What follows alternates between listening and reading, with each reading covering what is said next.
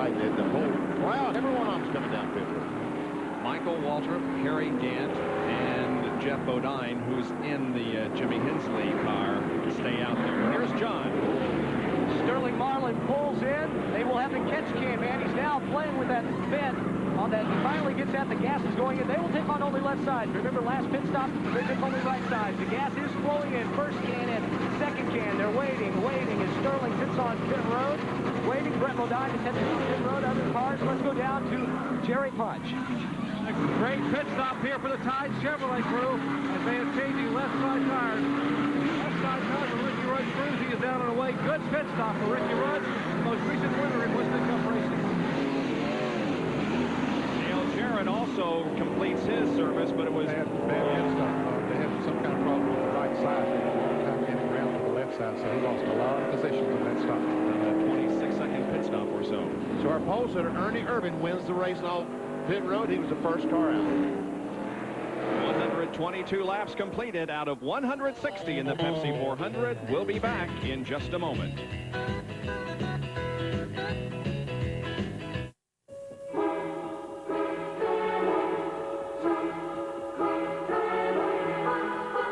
The Suzuki GSXRs. First, they win more road races than any production motorcycle in history.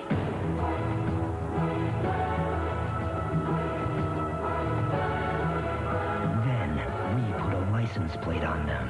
The new liquid-cooled GSXRs, now available in 600, 750, and 1100 octane. From the days when they ripped through the sands of Daytona to tracks like Talladega and Darlington, racing fans have had a love affair with the drivers. To commemorate these heroes, Country Time presents our new collector series, featuring Kowicki, Gant, Shepard, Hamilton, Jarrett, and Darrell Waltrip. What better way to salute the men who risk it all on the Speedway and the fans who make it all worthwhile? Why use Valvoline motor oil?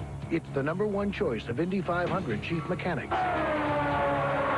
Daytona 500 chief mechanics, NHRA mechanics, and Baja 1000 mechanics. For use in their race cars and in their own cars. Any more questions? People who know use Valvoline. Back at Daytona, now the cars that we said stayed out because they were a lap down come in for some routine pit service, including Michael Waltrip in the Pennzoil Pontiac. He moves away. Others that are moving off pit road include Bill Elliott, Jeff Purvis, Rick Mast, Bobby Hillage, and Dave Marcus.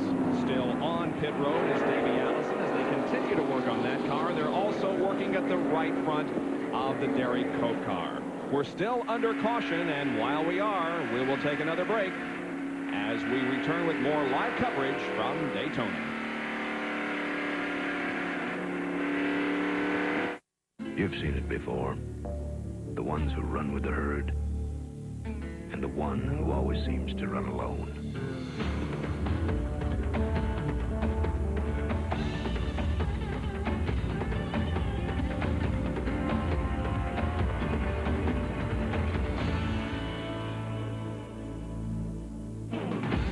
Don't see him often enough, though.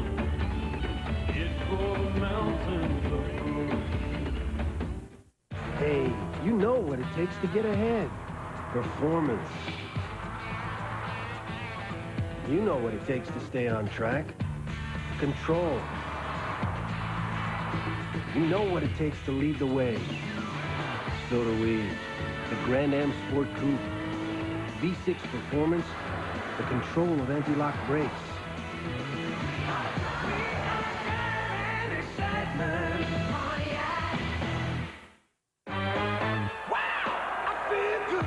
When 280 seemed out of reach, it's Joe Amato and Autolite who punch it. The ball goes to 290. Connie Coletta and Autolite smash it. 300, the barrier. Kenny Bernstein and Autolite shatter it. Autolite and the record breakers. Wow, I feel good. We feel pretty good about that. Despite here at Daytona International Speedway. The crowd is very enthusiastic as they sit through the final few laps of the Pepsi 400. 124 completed out of 160. We are under caution, allowing people to get up and stretch their legs and give us a wave.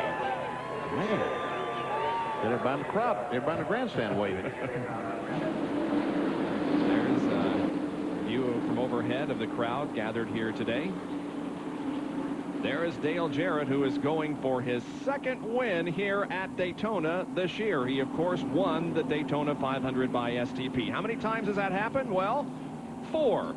Bobby Allison won both races in 1982, Leroy Yarborough in 69, Cale Yarborough in 68, and Fireball Roberts won the Daytona doubles in 1962.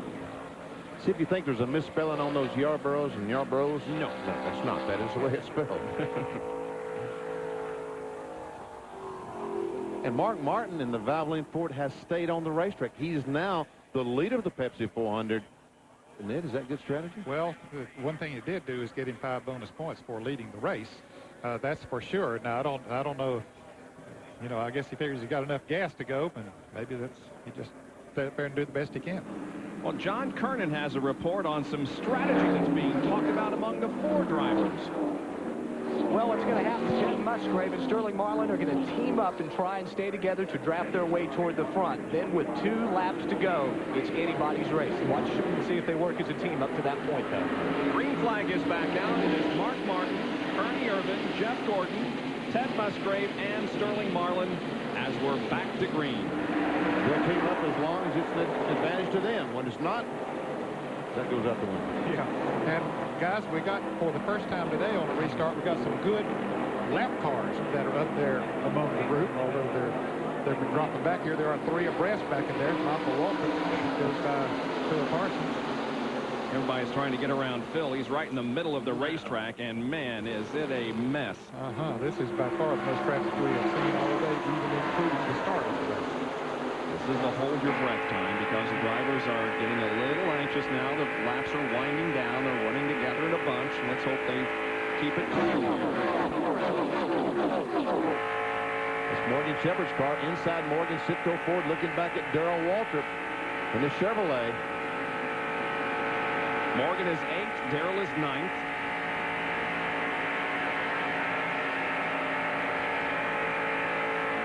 And Sterling Marlin is 3 abreast over there. He's trying to go by Jeff Gordon. Schrader takes the inside. And look at Earnhardt coming down on the inside, making it 3 abreast as they go down the backstretch. Ricky Rudd following him. Getting tight in there, fellas. Man, oh man, Sterling Marlin really lost how many spots? 3 or 4 spots in that one maneuver up in turns 1 and 2. And that strategy, that's for the lead. Musgrave didn't work. Here is Ernie Irvin going for the lead and getting it off the 4th corner as Schrader tries to get into 2nd position. Earnhardt is looking for a way around both of them, though. Here he is moving alongside Schrader, taking 2nd position, now setting his sights on Ernie Irvin. 33 laps ago, we have seen Earnhardt's car falter in the stretch after a few laps. Is 33 too many? Probably not. Here's Morgan Shepherd. Watch him as he go by Morgan.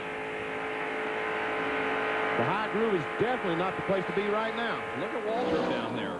Well, Dale Jarrett's way up there in the high groove. It's not the place to be. And there's Greg Sachs on the outside. And here's the lead. Earnhardt has taken the lead. Schrader comes with him. Ernie Irvin back to 3rd. Boy, is there a lot of traffic. See Rick and Morgan Shepherd all the way back past the STP Ford of Rick Wilson. So he went from about 4th, 5th back to about 12th to 15th. Now he goes back. There's Hilla trying to get by Rick Wilson.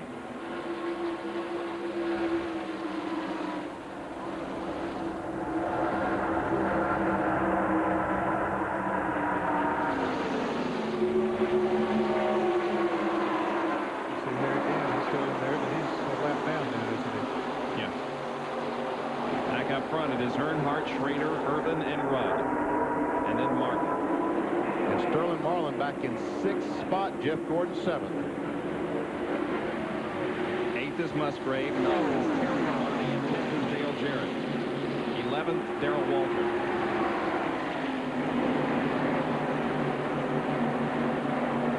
Now they're all trying to figure out where is the place to be. Where is the place to be?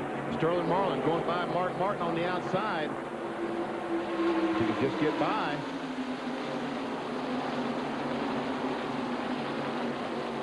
Now Rudd moves over, but Sterling Marlin is safely by. Mark is hung on the inside. Looks like the train's going by. No drafting partners there. Now he comes up on Jeff Gordon, but coming off the turn, he's not going to have a drafting partner as Gordon's going to go wide. Our congratulations to Ken Wilson, who's been named the chief of the Western Auto Mechanic of the race.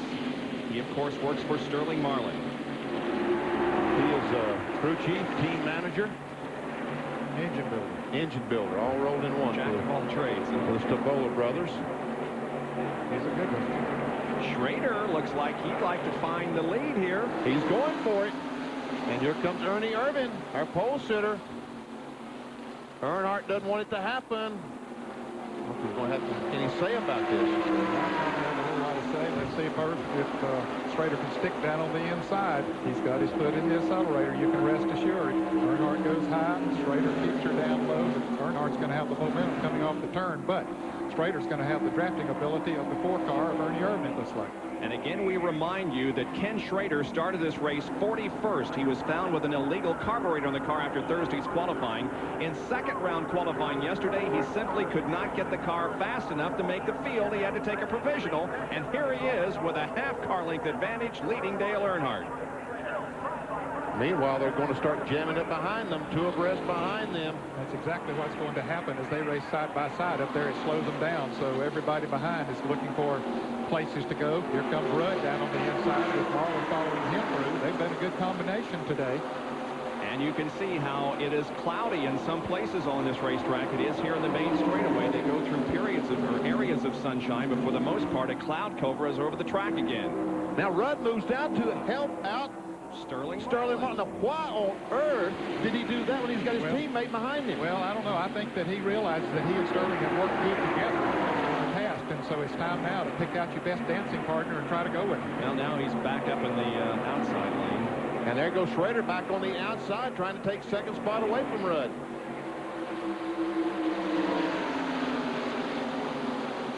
And Sterling Marlin, he's hung in there somewhere. I see him bobbing around. Here he comes. He's bobbing around, okay. Man. He's got Dale Jarrett on his cover.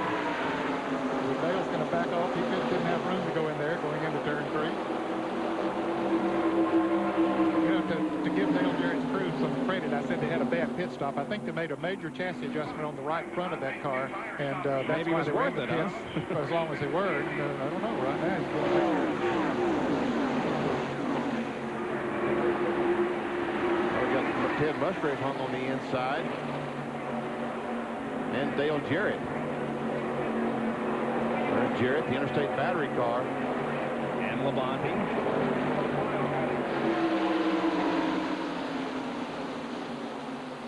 see the momentum that Labonte had coming off the turn, just drove right on by on the outside.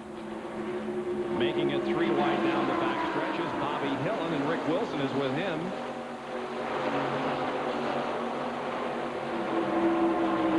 Begin to flex the muscles of the Myers Ford.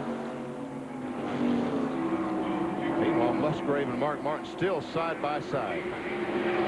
Well, things settling down here a little bit as everybody takes his position for the final few laps. It is Earnhardt still out front over Ken Schrader. The best defense is not to offend. Thus, introducing the new Right Guard Sports Stick. Now with a time-release formula for longer-lasting protection against hostile odor all day. For protection that endures. Why use Valvoline motor oil? It's the #1 choice of Indy 500 chief mechanics, Daytona 500 chief mechanics, NHRA mechanics, and Baja 1000 mechanics. For use in their race cars and in their own cars. Any more questions? People who know use Valvoline. Just because You got 2.3 kids. Just because you got a house, a lawn, and a mortgage. Just because you're now a responsible adult. You still know how to have a good time. Don't you? The new Grand Am Sports Sedan.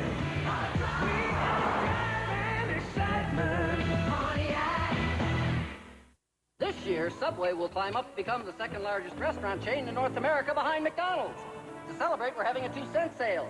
Everyone who buys a medium or large soft drink wins delicious Subway food for just 2 cents. Look for the 2-cent sale banner at Subway. ESPN Speed World coverage of the Pepsi 400 being brought to you by Allied Signals Autolite Spark Plugs, guaranteed for 2 years, no matter how far you go. By Budweiser, fresh, pure, and natural, proud to be your Bud. We're under caution here at Daytona because of debris on the racetrack. And now the question is, will they make a pit stop? And probably not, huh, guys? I wouldn't think so. Some of them will. Yep. Elmo Maybe not the Langley. leaders.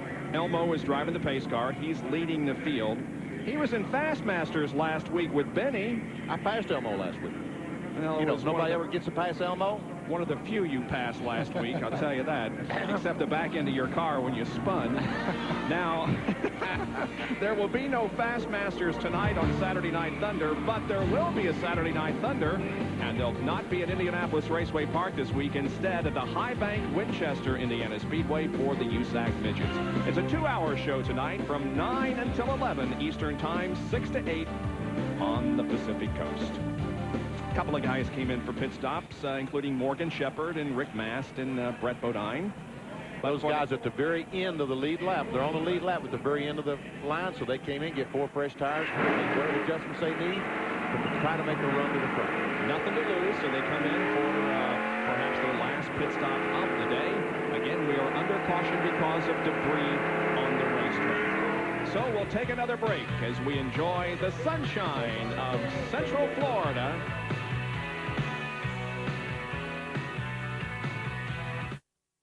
NASCAR and Winston Cup racing souvenirs.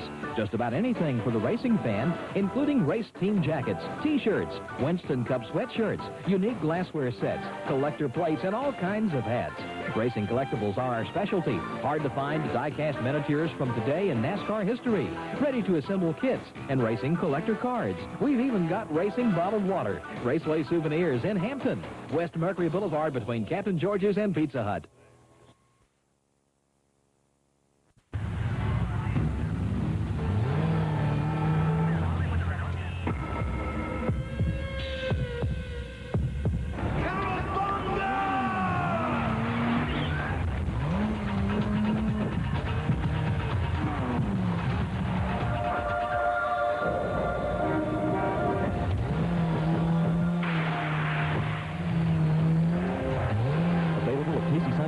Jacob Morris Boulevard, Newport News. Larry Loretti captured our hearts when he captured the U.S. Senior Open Championship. Don't miss this year's edition of the most prestigious event in senior golf, live on ESPN. We rejoin you very briefly because the 1 lap to go signal has just come out. They will take 1 more lap under caution, and then we will go green again. So another commercial break to bring you as much green flag action as possible in the Pepsi 400. Why use Valvoline motor oil? It's the #1 choice of Indy 500 chief mechanics. Daytona 500 chief mechanics. NHRA mechanics, and Baja 1000 mechanics, for use in their race cars and in their own cars. Any more questions? People who know use Valvoline. The Grand Prix of France, tomorrow, live on ESPN. Start your 4th of July with great Formula One racing excitement. Alain Prost leads the points battle, but Ayrton Senna's not far behind. The Grand Prix of France, tomorrow morning at 7:50 Eastern, live on ESPN. They will not get the green flag this time around. They will take at least one more lap under caution. And while we have the opportunity, we would like to express our condolences and our sympathies to the family of Jim Respect, the Corning Glass Executive Vice President, who was very influential in the joint venture between Corning and International Speedway Corporation at Watkins Glen. He passed away of a heart attack on the 21st of June. And our sympathies to the family of Jim Respect. We're going up to Watkins Glen pretty soon. Won't be long, just a little over a month, and we'll be there for the Budweiser at the Glen NASCAR Winston Cup race. So we are still under caution, and again, they're going to go at least one more lap. So stand by for another commercial break here from Daytona International Speedway.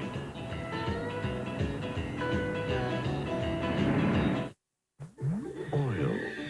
It's the lifeblood of your engine. That makes your oil filter your engine's most vital organ. That's why Fram keeps going the extra mile to make the best protection even better. The Fram Extra Guard oil filter. Unique glass fiber paper stops more dirt than any other filter for the best protection ever. Fram Extra Guard, American or import, it's an extra lease on life. Hey, is that what I think it is? Yeah, it's my new Wagner Power Painter. Well, can you edge with it? Yeah, you can edge like this, or adjust it to control the paint up close. And when I'm done, I'm gonna switch nozzles and stain my deck. Do a lot of other jobs I've been meaning to do. Well, does it clean up easy? Yeah, it's quicker than you think. Why am I painting this by hand? Good question. Get a Wagner. It's a round world, genuine and true. It keeps on spinning and you always come through. And you're giving it your best. Proud to be your bud. Budweiser. Proud to be your bud. Proud to be your bud. Ooh, yeah. Proud to be your. Proud to be your bud. Looking back onto the field as they line up for the restart, the Pontiac pace car is just about to head for pit road once again, and the green flag is about to come out on lap number 140. So we'll only have about 20 laps to go when the green flag comes out. That's Dale Earnhardt on the left of your screen. He's the leader of the race. Michael Waltrip is on the right.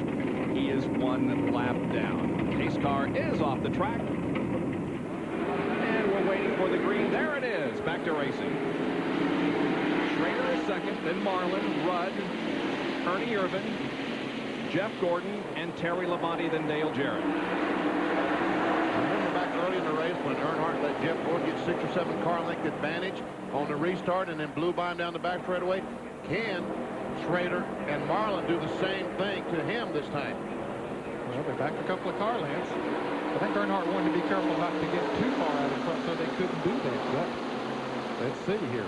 He's coming down to the inside. Here comes Schrader. Didn't have a full head of steam there that he could blow him by.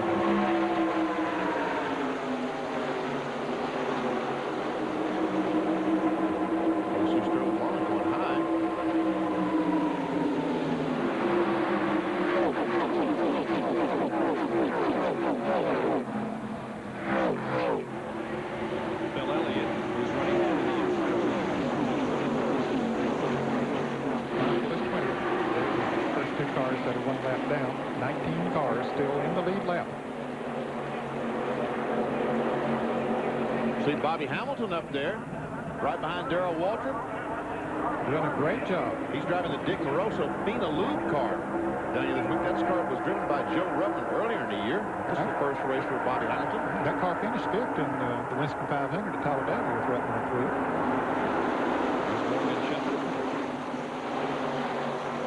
There we see the guys, Morgan Shepherd, going under the Hamilton car. Now it's go high.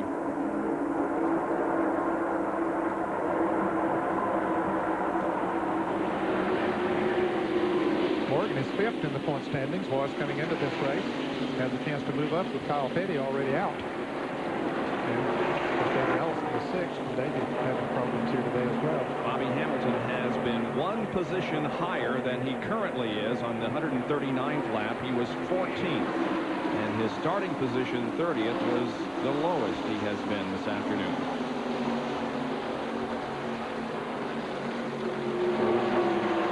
We'll see Phil Parsons, man, auto auction car.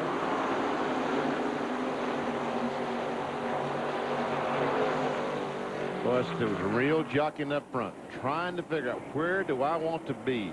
I know they all want to be right there in front, where Dale Earnhardt is. Yeah. That graphic there shows that he's led 91 of 141 laps. Well, that means that he's picked up, again, 5 bonus points for leading the most laps. Well, he's done that so many times this year, and that has really helped him. There's a spread now between Schrader. Here comes Ernie Irvin on the inside. Oh, I thought they were going to touch. Irvin is trying to get by Jeff Gordon. Didn't have anybody to go with him down there, so he had to fall back in line. Here comes Dale Jarrett. We saw him come in the picture on the inside of Labonte. Takes that spot away. Rather easily on the inside. We just drove that thing on right on down there and drove right around it. That puts him up to 7th. Dale Jarrett. Here's another Autolite Field summary. The way they were running last time around.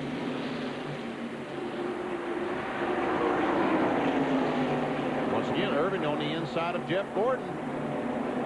And he might get Jarrett to go with him this time, so he might have some help once he gets there. I think he looked up in his mirror and saw that. He saw what Jarrett was able to do to Labonte. So Jarrett does come with Gordon, and that, with Irvin, that might help him get around Gordon. Long ways to go for these guys to get to the front. They really do need to work together. Looks like it's worked out pretty well this time. Both of them able to get by Jeff Gordon. Gordon wiggled a little bit there in the middle of the corner.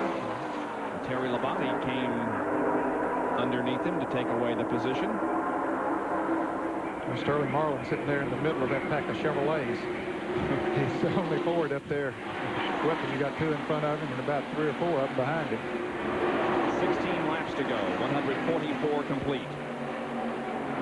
Greg Sachs there in that bright colored car up on the high side. Morgan Shepherd, you're going to split them. That's not the place to do it, Morgan, is it? Off of that turn? Well, by golly, he made it work.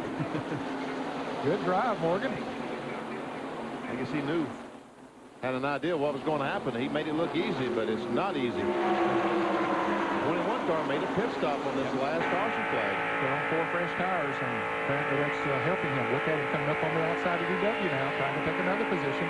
There were 4 cars that made pit stops, as Benny explained to you, because they were at the tail end of the lead lap and weren't going to lose anything. So in addition to Morgan Shepherd, the 68 car of Greg Sachs came in, so did Brett Bodine, and so did Rick Mast. I think it really helped Morgan. Because he's just looking for a place to go there right now. He's hooked up with Ted Musgrave now, the Jasper engine car. See if they can go to the front. Duke on the outside of Mark Martin. Sachs got a little sideways coming off the corner. Was not able to get by. We will not have a race record. We're about 22 miles an hour under the track record held by Bobby Allison. Set back in 1980 of 173. We're at 150, almost 152. Now watch the yellow car on the right of your screen.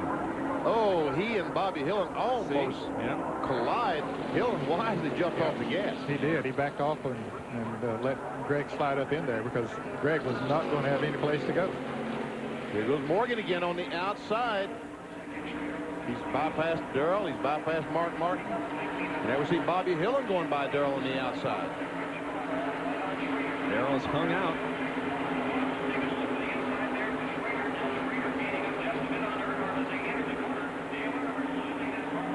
Sachs is trying to get by the Western Auto Chevrolet. Darrell didn't appear to be quite as strong as he was earlier in the race when he moved up into the top 5.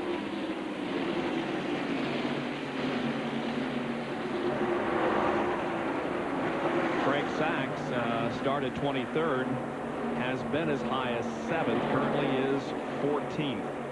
And on lap 8, he was as low as 31st.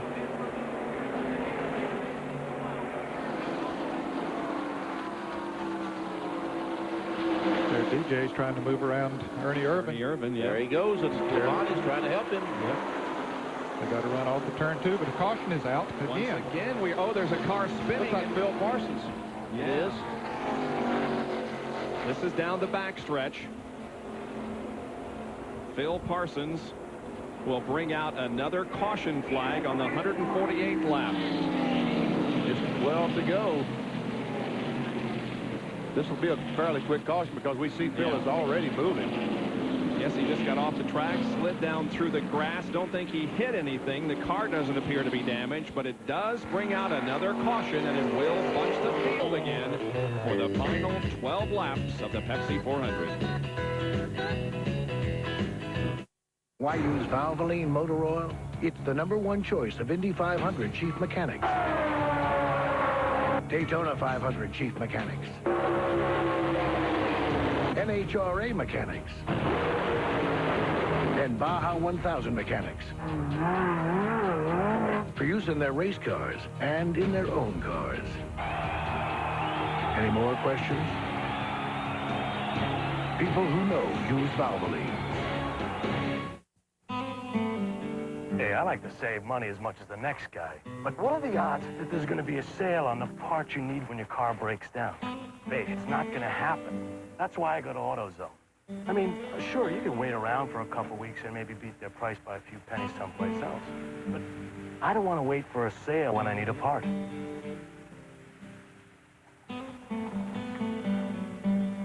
Now, what more could you ask for?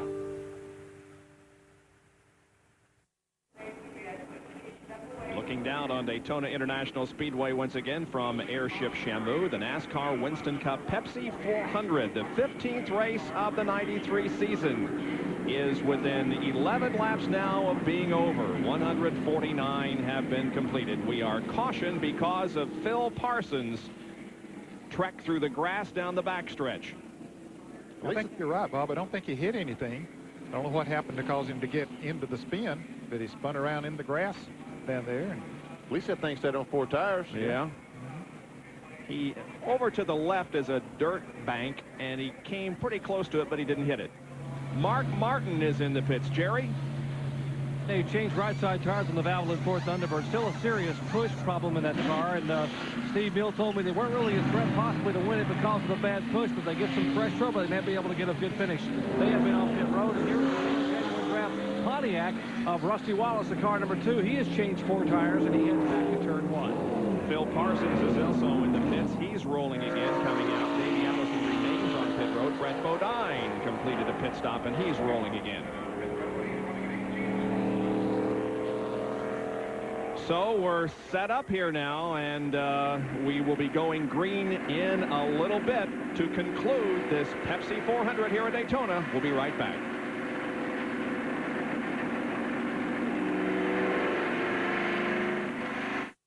Will you please turn that noise down?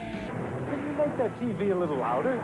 Isn't there any way to listen to TV and stereo the way you want to listen? Introducing MagnaSound 2000, the personal cordless headset that lets you control your own volume without bothering others.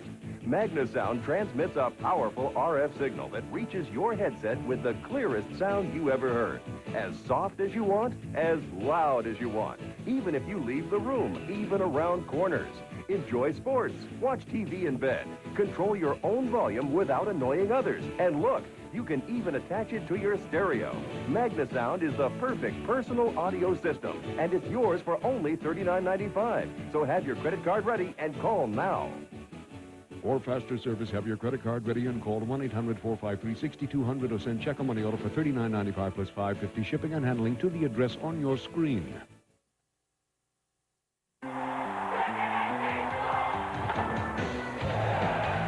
The first place Phillies take on the Padres tomorrow night on America's Game of the Week. All the ball on ESPN.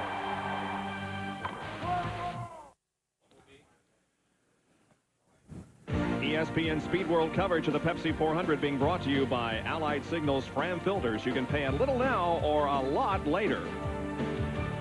By Smooth Busch Beer and Easy Drinking Busch Light. And by Valvoline. People who know use Valvoline. about a half a lap away from a restart. They will complete lap 151 when they get the green flag, so we'll have 9 laps to go. Now's the time to play whatever strategy you have. How wild will they get? Yeah, that's the question. That's the scary part. At least at Talladega, they only had a couple of laps to go. They got more laps to go this time. Here are your sleepers that you guys woke up just before the race started. Rick Wilson is 9th. Michael Waltrip is 11th. Mast is 12th. Musgrave 14th. Strickland 15th. And Hensley 19th. But excepting Michael Waltrip is a lap down. He's really in 20th position, I think. It says started on that. Oh, started. I beg your pardon. I beg your pardon. You're talking about start. Okay. But the real sleeper in this group has really been running well. He's currently running 3rd, the number 8 car, Sterling Marlin. And he was asleep and you couldn't get into the picture. That's actually, yeah. The crowd rises to its feet as we get set for the final few laps of this race. The green flag is out. Here we go. Earnhardt is up front. It's Schrader, Marlin, Rudd, Jarrett, Irvin, Labonte, Gordon, Morgan Shepherd, and Ted Musgrave. Schrader has fallen back a couple of car lengths. About right now, he's going to stand on that thing and try his best. See, Earnhardt backed off. He backed off, so that would take the advantage away from Schrader. See how Michael Waltrip has pulled ahead? Earnhardt backed off up in the corner. Really smart. It is a smart move, yeah. Knowing that Schrader couldn't dip down to the inside because of the lap car. He used Michael Waltrip perfectly up in 1 and 2. What a great job, Earnhardt. Now he's up to speed. He don't have to worry about that anymore. Yeah.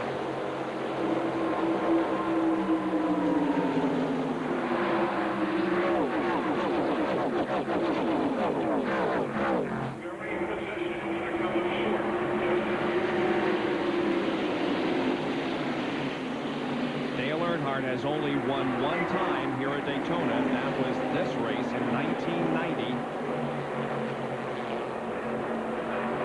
The 5th car in line there is the other Dale, Jarrett, 2nd in points. But the way it stands right now, Bob, he'll lose points to Dale Earnhardt today. He was 213 behind coming in. We know that both of them have led. Earnhardt has led the most, so that's 5 more points. So that's 218 besides whatever the positions separate them at the end of the race. We see a little gap between Dale Jarrett and Ricky Rudd. Is his car a little off the pace, or is he just trying to get a run on these guys? Here's Dale Jarrett's most recent history from lap 120, where he was 6th, fell back to 10th, moved to 9th, and is all the way up to 5th now, as 153 laps are completed. Dale started 13th in the field.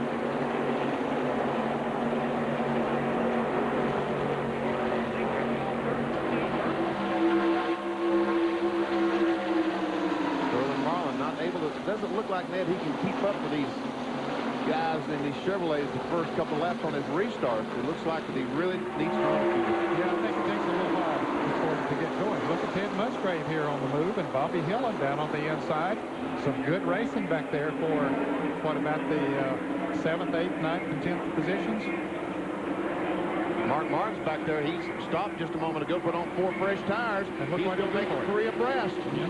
Down the trials. That's a tough place to do it. But those new tires, apparently, they can do that for him. Well, you got to feel that Ted Musgrave is going to be a very popular driver at the end of this season. He has performed so well in that car, and if he does want to leave the team that he's associated with, you would think that a lot of car owners will be looking at him.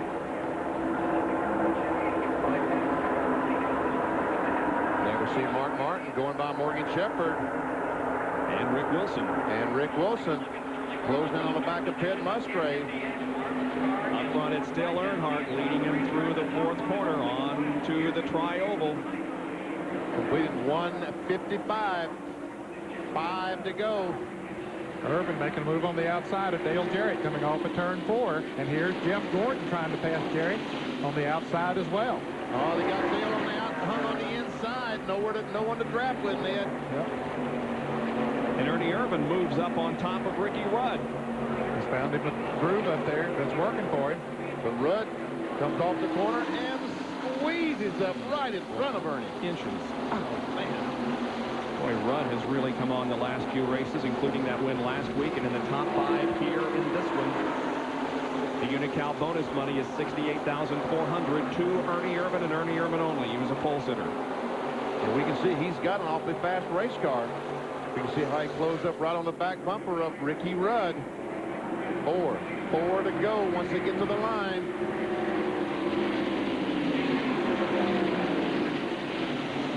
If Earnhardt holds on to win, it will be his 4th victory of 1993. Which will tie him with Rusty Wallace. And here is Ernie Irvin going by Ricky Rudd down on the inside. They're battling for 4th position. But Jeff Gordon pulled up on the back of Ricky Rudd and said, I got to help my teammate out, and put Ernie. Yep. Oh, Sterling Marlin. Evidently he got a little loose or something. Now Gordon is going around Rudd, and everybody's looking for a place around Ricky. I think Ricky had to back off because of Sterling Marlin, whatever that was. Yep. Here comes Mark Martin on the, with those 4 fresh tires. He's on the inside with Ernie Irvin. Well, what a smart move Steve Milne then made to bring him in and put 4 fresh tires on that car.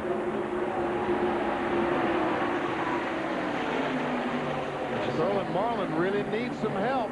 He's falling back. He needs Jeff Gordon to hang on. Say, come on, Jeff, get right with me. Let's go. Here goes Mark by Dale Jarrett. Car's handling very well now. They talk about fighting a push problem. Looks like those 4 tires taking a lot of that problem away, Ned. Yes, sir. It really is. Put the car on the go. That was a very, very smart move. 2.5 laps to go. Boy, if Kenny Schrader doesn't win the race, it's sure going to be a moral victory for him because of the problems that he has had this weekend, starting 41st and running in 2nd. 2 laps to go. 158 are completed. And Earnhardt this year at Daytona, Talladega, Daytona almost won the 500. At Talladega was the cream of the crop that lost. Can he hold on here today in the Pepsi 400?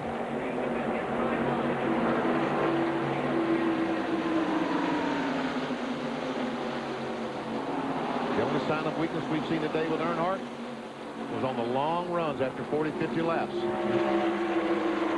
That's not a problem for him right now. Now, he's had several opportunities with these cautions late in the race to cool the tires, so you're right, it's not a problem. Now with about a car length and a half advantage on Ken Schrader as they come onto the tri-oval and look for the white flag. There it is, 1 lap to go. Okay, who has what? Earnhardt wonders, how much does Schrader have? It's time to show your stuff, if you have any. Jeff Gordon looking to the high side of Sterling Marlin in 4th position. Rudd is in 5th. Earnhardt hangs on to the lead as Gordon drives up right on the back bumper of Sterling Marlin. Oh, here comes Sterling. Schrader on the outside, Sterling on the inside. Just ran out of racetrack, didn't have enough racetrack on the inside to make the move on Earnhardt and had to slide up behind him. That could give Dale the advantage and the win, as a matter of fact. Here they come off the 4th corner. Schrader and Marlin are side by side. Dale Earnhardt is going to win the Pepsi 400, and for 2nd it is Marlin, just inches over Ken Schrader, with Ricky Rudd, I believe, 4th, and Jeff Gordon in 5th. Wow, what a run. Woo. Man, oh man. So Earnhardt finally does capture a victory in a race that he has dominated. 55th career win. Jerry is with Richard Childress. And RC, congratulations. What a way to win it by dominating. It's a great day for the whole team. But Dale, you know, right there on the last lap, he said the car got so loose on him, about lost it in front of the whole field. So, you know, you got to give Dale all the credit in the world here. We just tried to keep the car as good for him today as we could and made some adjustments. And Andy Petrie and a whole bunch of guys just worked real hard. Makes up for a little bit of disappointment back in February. Yeah, you know, we'll get that 500 yet. You know, Dale deserves to win it as long as he's been trying here. So I sure hope we can do it this year. The celebration continues down here in the Goodrich pits. Dale Earnhardt wins. Sterling Marlin finishes 2nd and records his best finish of 1993.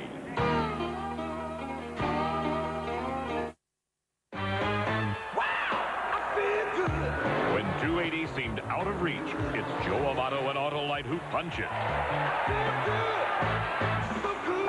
The wall goes to 290. Connie Coletta and Autolite Autolite Special. 300, the barrier. Kenny Bernstein and Autolite Shatter It. Autolite and the Record Breakers. Wow, I feel good. We feel pretty good about that.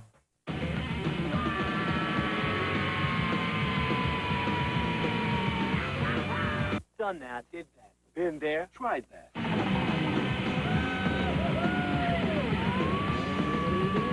Done it. Did it. Done it. Doing it tomorrow. Whoa! Never did it. You've never done nothing till you do Diet Do. Did it. Done it. Liked it. Loved it.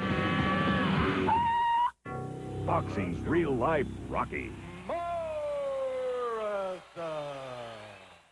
A boxing legend's final chance.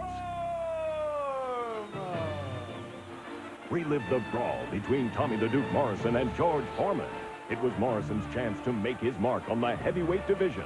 And it's your last chance to see George Foreman do battle in the ring. Morrison faces Foreman Wednesday night at 7:30 Eastern on ESPN. Dale Earnhardt from Kannapolis, North Carolina, adds to his points lead in the battle for the 1993 NASCAR Winston Cup. He came into this event 213 ahead of Dale Jarrett. Earnhardt completes the clean sweep. He led the most laps, and he has won the race. He is just about to climb out of the GM Goodwrench Chevrolet in Victory Lane, where he will be met with a tremendous round of applause for his second win ever at Daytona in a points-paying race. Here's Jerry Punch with the winner. And Dale leans over and gives Taylor Nicole and wife Teresa a big kiss here with the family celebrating. Dale, congratulations on another great victory. It's hot out there, Jerry. Thank good Lord for a good clear day. It's a little hot, but had a great day. And I tell you, Goodwrench Chevrolet run pretty good. It run pretty loose out there. And I pushed off for 2 over there, and then I got loose, and I had to come off the throttle just a tick. And about lost it. Had to come off the throttle. Strader pinned him out against the wall, and the car, he come to the inside. I blocked him off, and then they got to racing each other, and I just come back to the line. While you catch your breath, let me ask you, Dale, that last restart as he leans over here and gets ready to get a big gulp of Gatorade. On the last restart, it looked like you backed off a little bit so the guys wouldn't be able to get a run at you. Well, I was trying just to start where all of them would go together. Tough restart here. I hate to restart on these speedways, these restrictors. Well, he is obviously exhausted here, and he leans over. They're going to get some cool cloths to him. He's going to sit down and get something to drink, and they're going to put a cooler here where he can obviously get a seat here and catch his breath. But another victory for Dale Earnhardt, is second in the Pepsi 400. Bob?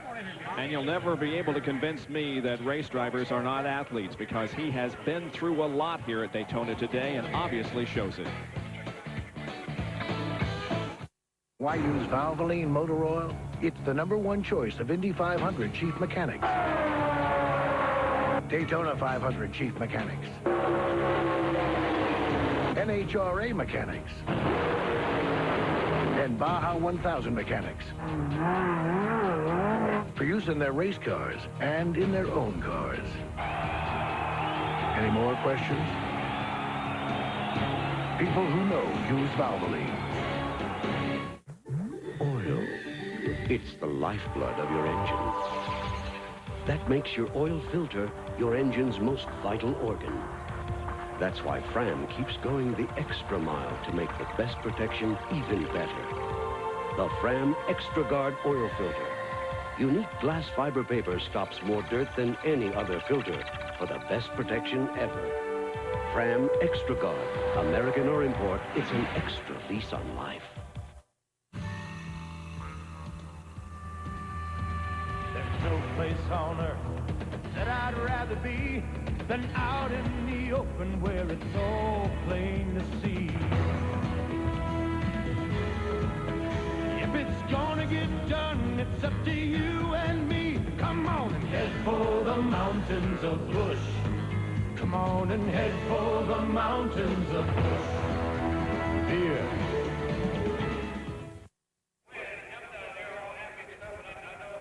Back back at Daytona, the unofficial results of the Pepsi 400. Earnhardt wins, followed by Sterling Marlin, Ken Schrader, Ricky Rudd, and Jeff Gordon. 6 through 10 this afternoon, Mark Martin, Ernie Irvin, Dale Jarrett finished 8th, Terry Labonte, and Ted Musgrave. And 11 through 15 were the cars of Rick Wilson, Bobby Hillen, Morgan Shepherd, Darrell Waltrip, and Rick Mast. Finishing 16th on the field today. Well, we don't know. Well, we haven't tabulated that far down yet, so we'll go 15, and that's it. NASCAR scoring still trying to come out with the unofficial results. Well, the point standings, obviously Dale Earnhardt is going to add to his total today and go to the next race with an even bigger lead over Dale Jarrett. Our thanks to Airship Shamu, which provided the overhead pictures for us here at Daytona from SeaWorld, one of the Anheuser-Busch theme parks. Our next NASCAR Winston Cup telecast here on ESPN will be at Watkins Glen, New York, on August the 8th at 1 o'clock Eastern Time, where Kyle Petty is the defending champion that was rain-shortened a year ago. So we'll be looking forward to that Winston Cup race at Watkins Glen, New York. The GM Goodrich crew with reason to celebrate here this afternoon because of their victory in the Pepsi 400, an outstanding victory by Dale Earnhardt. My thanks to Ned Jarrett, Benny Parsons, Jerry Punch, and John Kernan for their help. This is Bob Jenkins. We thank you for joining us. You're right, Ned. From Fitness Magazine, thanks for your letter. To send your letter to Body Shaping and receive this beautiful 8x10 photograph of the Body Shaping cast, just send $3 to Body Shaping, P.O. Box 785, Radio City Station, New York, New York, 10101. And thank you for all your letters. Thank you for joining us with our tag team personal leg training workout. I had a great time, a lot of fun. Well, we took them through everything from hack squats, regular leg presses. We got him with the squat machine. Ricky really smoked those legs. Leg extensions to failure. Oh, hey, And I know their abs feel great right now after that ab workout and a little bit of leg work.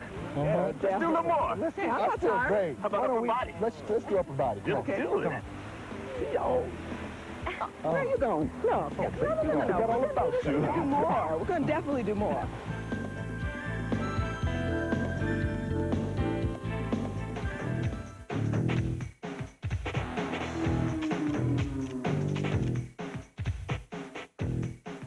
Accommodations provided by the Lowe's Ventana Canyon Resort in Tucson, Arizona.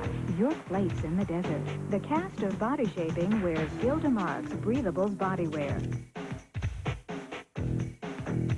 Body Shaping is created and produced by High Bar Productions in association with ESPN.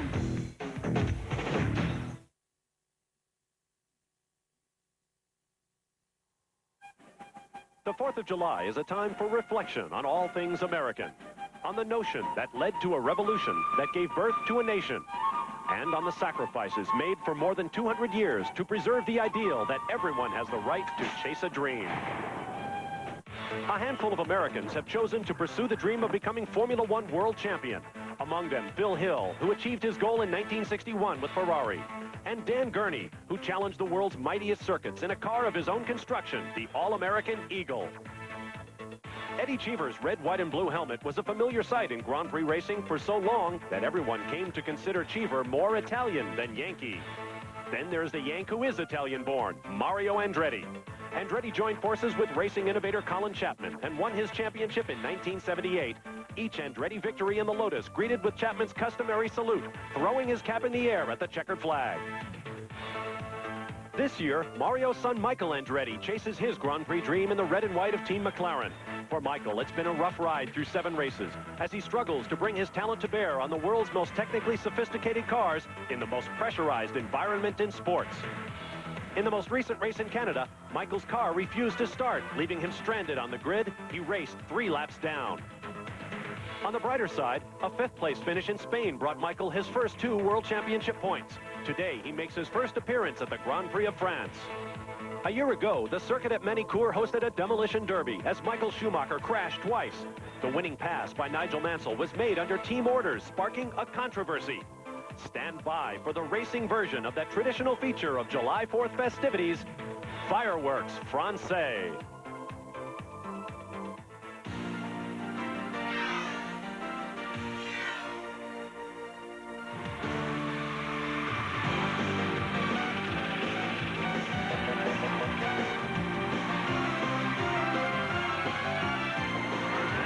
ESPN, the world leader in motorsports coverage, presents Speed World. It's a warm and humid day in the Loire Valley of central France, site of the Circuit Nevers-Manicourt, home to the Grand Prix of France. With 7 races down and 9 to go, the Formula One season is nearly half over. And for this race, we have come 3 hours south of Paris to the Circuit Magny-Cours, home for the 3rd year to the Grand Prix of France. The Formula One series goes to lots of exotic places, but there is no place a Formula One driver would rather be than where we are standing, on the victory podium at the Circuit Magny-Cours. Hello once again, everyone. I'm Bob Varsha, along with ESPN analyst Derek Daly, and it is very hot, as you might be able to tell, here in France. We're just moments away from the start of this race, and there's always pressure in Formula One, but never more so than when they come to France, the place that invented Grand Prix racing. Just ask Alain Prost, the points leader coming in, who has had enormous success in his home race. He won his very first Grand Prix victory at the Dijon circuit, added 4 more wins at the Paul Ricard circuit at Le Castellet, but has never won here at Magny-Cours. And Sacre Bleu, after 7 straight poles, the professor will not lead today's race. That honor has gone to his Williams teammate, Damon Hill, his very first career pole. Ask the Ligier team about pressure. They were expected to do well on this, their home track, and Martin Brundle and Mark Blundell will start from the 2nd row. Ask Michael Andretti about pressure. He will start his McLaren from his worst qualifying position ever on row 8. It's all Williams-Renault up front, Derek, but they have not been bulletproof this year. Well, that's right. Even after a winter of acrimony where Williams changed both of its drivers, they are still regarded as the totally dominant force in Grand Prix racing. But if you look at the record of the races this year, they haven't had it all their own way, and the team and the drivers have actually made more than their own fair share of mistakes. Now, Ron Dennis this weekend was quoted as saying, "Thankfully, Williams continues to make these mistakes and keeps us in contention." Well, this translates into grave concerns for the man who founded Williams Grand Prix Engineering. There's seldom a smile on Frank Williams' face on race weekend because he's only interested in his team's domination. But in South Africa, Damon Hill, the early leader, fell back and eventually crashed with Zanardi. In Brazil, Alain Prost failed to stop for wet weather tires in time and crashed into Christian Fittipaldi's Minardi. At Donington, during one of his many pit stops, Prost stalls the Williams, just like he did twice at Monaco. This was to cost him dearly. At Imola, again the early leader, Damon Hill, loses control under braking and parks the Williams in the sand trap. And in Canada, Damon Hill had a lengthy pit stop when the team were not ready for his appearance. This cost him 2 positions. These mistakes by the team have allowed McLaren to stay in the championship fight. You can clearly see on a comparison between last year and this year, at Williams, they've got the same poles, less wins, less points, and no 1-2 finishes. Then look at the McLaren team. Compared to last year, the wins are more, the points are more, but top 3 finishes are more. Now, Williams are technically superior, but the human error has kept this championship alive. And that's just one of the questions to be answered in the race about to start. Speaking of the Williams team, they are on the front row, and our pit reporter, James Allen, is standing by with the entire driver lineup. Thank you, Bob. Yes, the temperature and the atmosphere rising down here as we approach the race. I'm down here with pole sitter Damon Hill. Damon, your first pole. Is it going to be a high-pressure race for you? Yes, indeed. I've never been on the front row for a Formula One race before, and it's going to be a new experience, and I'm going to have to really think hard about what I'm going to do so that the pressure doesn't get to me, because it's going to be a high-pressure situation, I think. Well, you're using ABS, and Alan won't be during the race. Are you the guinea pig? No, it's my choice, you know. I can choose to use it or not, and I've played with both, and I might run a little bit in the race without it as well. I don't know yet. Well, we say Alan is not using the ABS system. Alain Prost, you were fastest in the warm-up this morning. It's your home Grand Prix. A lot of pressure on you too. Yeah, a lot of I don't feel too much the pressure of the crowd or I feel a lot of work. In fact, I have a lot to do on the track for sure, as usual, but also outside the track, and it's a very difficult weekend. One of the interesting things was that Ayrton Senna was quite close to you in that warm-up session. Do you think he'll be a threat during the race? I didn't see the times yet because I was very worried about my setup, and it's not easy. As I said yesterday, we have a big advantage in qualifying, but in race condition, the advantage is much smaller.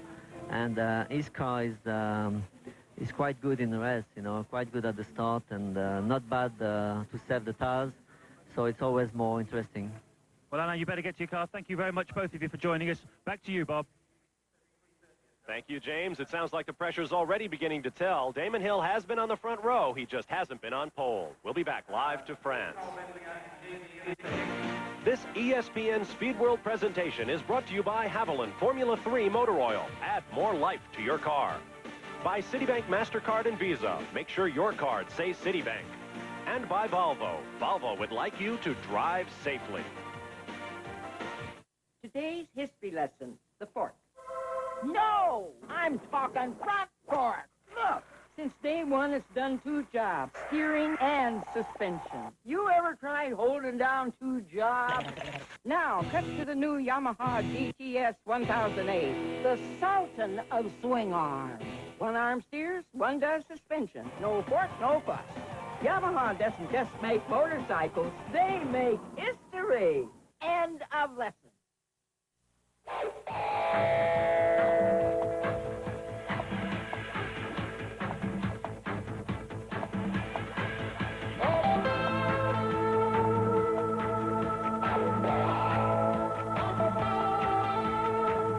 Back live in France, you're looking at the starting grid. Incredibly, Michael Andretti has had problems once again. He's on the grid, but we don't quite know his condition. We'll have that in a moment. First, let's get started with our Yamaha starting grid. On the pole, for the first time in his career, Damon Hill of Great Britain and the Williams Renault with a lap at 127 miles an hour average, not a record. Next to him, his teammate Alain Prost of France, a five-time winner of this race, but he has not won here at Manicourt. On row 2, Martin Brundle with the Ligier Renault team. They are the home team. Next to Brundle will be his countryman from England, Mark Blundell. On row 3, Ayrton Senna of Brazil, third fastest behind Prost and Hill in the morning warm-up. Next to him, Jean Alesi of France in the Ferrari with a new contract worth a rumored $10 million a year. Row 4 will be Michael Schumacher of Germany in the Benetton Ford. At his elbow, Ruben Barrichello of Brazil in the Jordan Hart, his best qualifying effort ever. Row 5 will be Eric Comas of France in the LaRousse Lamborghini. Next to him, his teammate and countryman Philippe Ayot. Row 6 will be Carl Wendlinger of Austria, his first time out of the top 10 in qualifying in the Sauber. Next to him, Riccardo Patrese of Italy, still struggling with the Benetton Ford V8. On row 7, Aguri Suzuki in the new active suspension footwork car. Next to him, Gerhard Berger of Austria in the second Ferrari. Row 8 will be Derek Warwick of Great Britain in the second footwork, next to Michael Andretti in the McLaren. Row 9 will be Alessandro Zanardi of Italy in the Lotus, next to the Sauber of the Flying Finn, J.J. Leto. Row 10 will be Johnny Herbert of Great Britain in the Lotus Ford V8, next to the Jordan Hart of Terry Boutsen of Belgium. The Jordan team desperately needs a point here. Row 11 will be Ukio Katayama of Japan in the Tyrrell Yamaha, next to the Lola Ferrari of Luca Badua of Italy.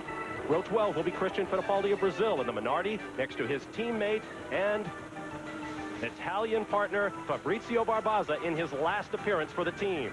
All alone on row 13, Andrea De Cesaris of Italy in the Tyrrell, the only man not to make the field, Michele Alboreto, adding insult to injury. He was knocked out of the final qualifying session by eventual pole sitter Damon Hill. Derek, how about a closer look at the racetrack? Although the Magny-Cours racetrack is over 2.5 miles long, it's actually contained in a very small area. Now, the first segment of corners, the Grand Courbe and Estoril, is one of the most daunting in all of Grand Prix racing. The long back straight produces speeds in excess of 190 miles an hour, and the short braking zone puts drivers through a 5G loading just before the hairpin. The track surface plays havoc with almost every team here because the jet black surface retains so much heat on days like today, it becomes virtually impossible to anticipate its grip level. Now here's a look at our Ford Electronics telemetry showing just how difficult this circuit can be.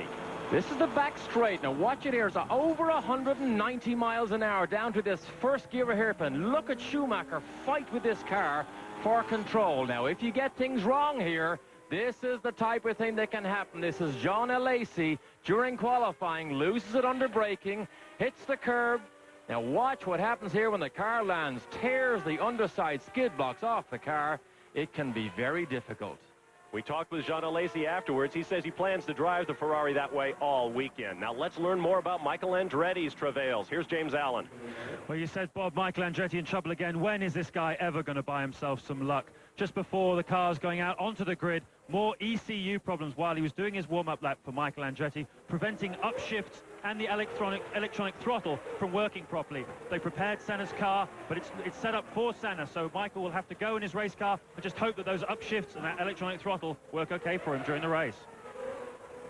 All right, thank you, James. Here's a look at our race analysis. The track 2.64 miles around. We'll go 72 laps. The two previous runnings, both won by Nigel Mansell, so we'll have a new winner here today.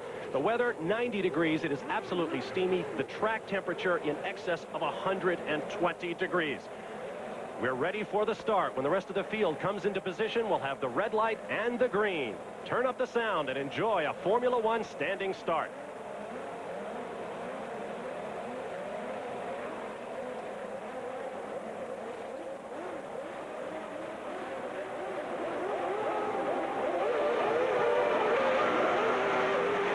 Damon Hill away cleanly. The Ligier cars were supposed to have problems at the start, but they appear to have gotten away well. Very fast sequence of corners coming up.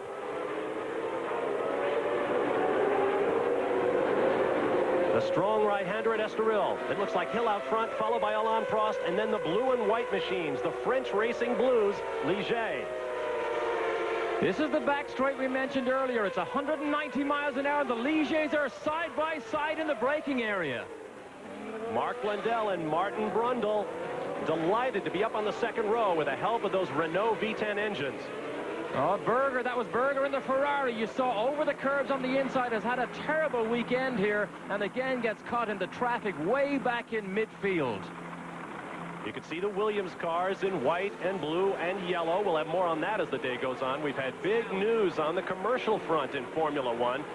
The Williams cars drawing away. It is Hill out front, then Prost, then Martin Brundle, then Mark Blundell.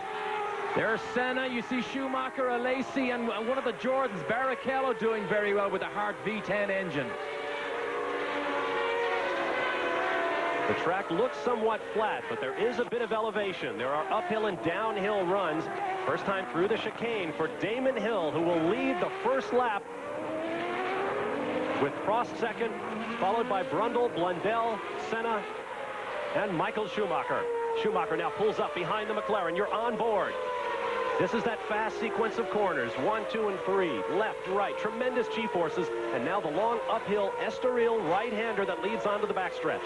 And this is the battle of the Ford engines again. See, Schumacher presses that blue button on his steering wheel that adjusts the rear suspension. It lowers the back of the car, gives him less drag. He pulls something off his helmet that looked like a tear-off. But under braking, he closes up on Senna. And here's the acceleration blast down through the infield. Schumacher seems to have trouble with his visor. Now he's had his right hand up. Now he's had his left hand up. There's something bothers him on his helmet. Now let's take a look at the Ford Electronics telemetry. You have the throttle position on the left. You see he's all the way off it. Watch how quickly he'll go to 100%. On the right is RPM, miles an hour at the top. At the bottom, the gear shift and the revs next to Schumacher's name. The phenomenal thing that we will see on this Ford Electronics telemetry is just how violent and how short the braking zones will be at the end of the straight. See Schumacher, a little correction there, tucks the car back into the curb. And this is where we saw Alesi fly off the road earlier. It's so difficult to get the braking correct and miss those curves. And in fact, Schumacher crashes right over the top of them. But look now, he's right behind Ayrton Senna. And right up to 100% throttle. Now, we're going to be tinkering with our Ford Electronics telemetry for our next race at Great Britain, and we hope to have new elements of the driver's style for you. Look at the speed through here. Look, the lowest he gets is about 112, 111 miles an hour. Then the blast of acceleration. He's only in third gear. As the fuel load lightens, he'll begin to move up to fourth gear, and then the speed will creep up. 192 miles an hour we saw here in qualifying. But you see 184 is all you see at the moment because he's full of fuel. This is where he collided with Ayrton Senna in last year's race. Senna had words for Schumacher after that event. Down through the infield portion, heading for the 180-degree left-hand corner. We'll take a quick timeout and return live to the Grand Prix of France. It is Damon Hill over Alain Prost, Martin Brundle, Mark Blundell, and Ayrton Senna. Stay with us. I was right behind him when he started to spin. I know the feeling, know where to go, right? Two champions sharing a winning formula. Haviland, Formula 3. Very unpleasant on an oval, I think. Some people just can't get it right. Even at Indy? Oh, especially at Indy. Complete professionals who rely on the same complete protection you can buy right off the shelf. Haviland Formula 3 motor oil from Texaco. Perhaps I should follow you then. Not a bad idea, Nigel.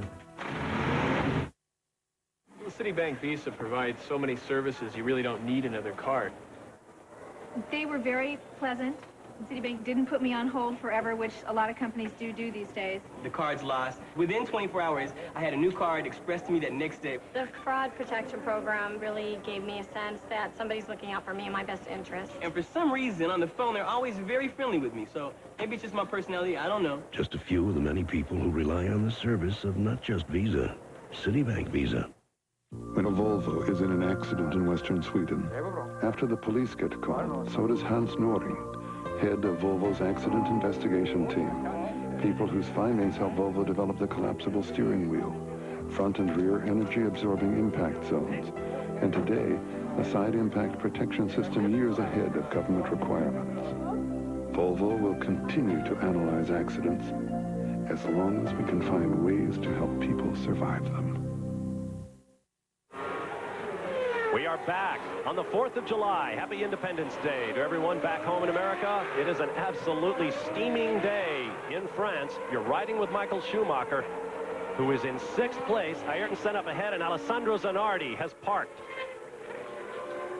Zanardi, who had a huge moment here during practice and qualifying on Friday, went off going through turn 1, crossed the grass, crossed the curve, crossed the sand trap, managed not to hit anything, but he has struggled to get this thing running properly all weekend here. Only qualified 16th, having had a superb test at Silverstone just last week with this Lotus.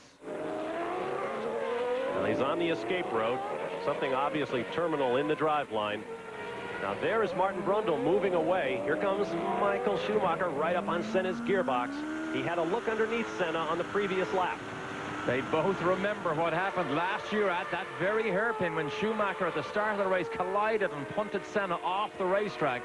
He's learned a lot since then, but he still says his yardstick, look how wide he goes here. Then he chops back in. He said his yardstick is always Senna because he has the same engine as I have. Look at Zanardi. They obviously got the thing running again, but he has to cross over the racetrack before he can enter into the pit lane. That was the same chicane that we saw Lacey run off on our track description earlier. Very narrow pit lane here in France. Zanardi taking it quite slowly. Now, the track conditions, we cannot overstate the tough job the drivers have ahead of them in this incredible heat, but that's just the beginning of the story. Let's get to James Allen for more. Well, Bob, you can see it's 42 degrees centigrade. That's around about 122 degrees Fahrenheit. Very, very hot track conditions. Ambient temperature down here about 34 degrees. That's way over 100, so we're all cooking down here. What's interesting, Lacey and Schumacher are using Goodyear A compound tires, the harder compound, because they're more flamboyant, rugged drivers. Like to slide the car a bit, but everybody's going to have to stop, and we anticipate the first stops between 20 and 30 laps, depending on how hard the fight is. Now, we do mention track surface being problems many racetracks. This is by far the worst here of all. It's because it's so black, it retains heat so quickly, and the Ligier team, who test here more than any other team, have openly said many times, 1.5 seconds difference can be the difference between lap times in a morning session to an afternoon. So what happens when you come here on a Sunday morning and it's as hot as it is today, which is hotter than all weekend, you actually have to guess what the car and what the grip level will be like. Sometimes you guess right, sometimes you don't. Looking out the back of the McLaren Ford of Ayrton Senna, here's what he's looking at. Michael Schumacher hanging on behind. Senna announced this weekend that he and his McLaren team are coming to terms on a contract that will run to some 100 pages in length, so obviously they have a lot to talk about. Look at Schumacher through those S's and through the chicane. He actually closes up 2 or 3 car lengths on Senna.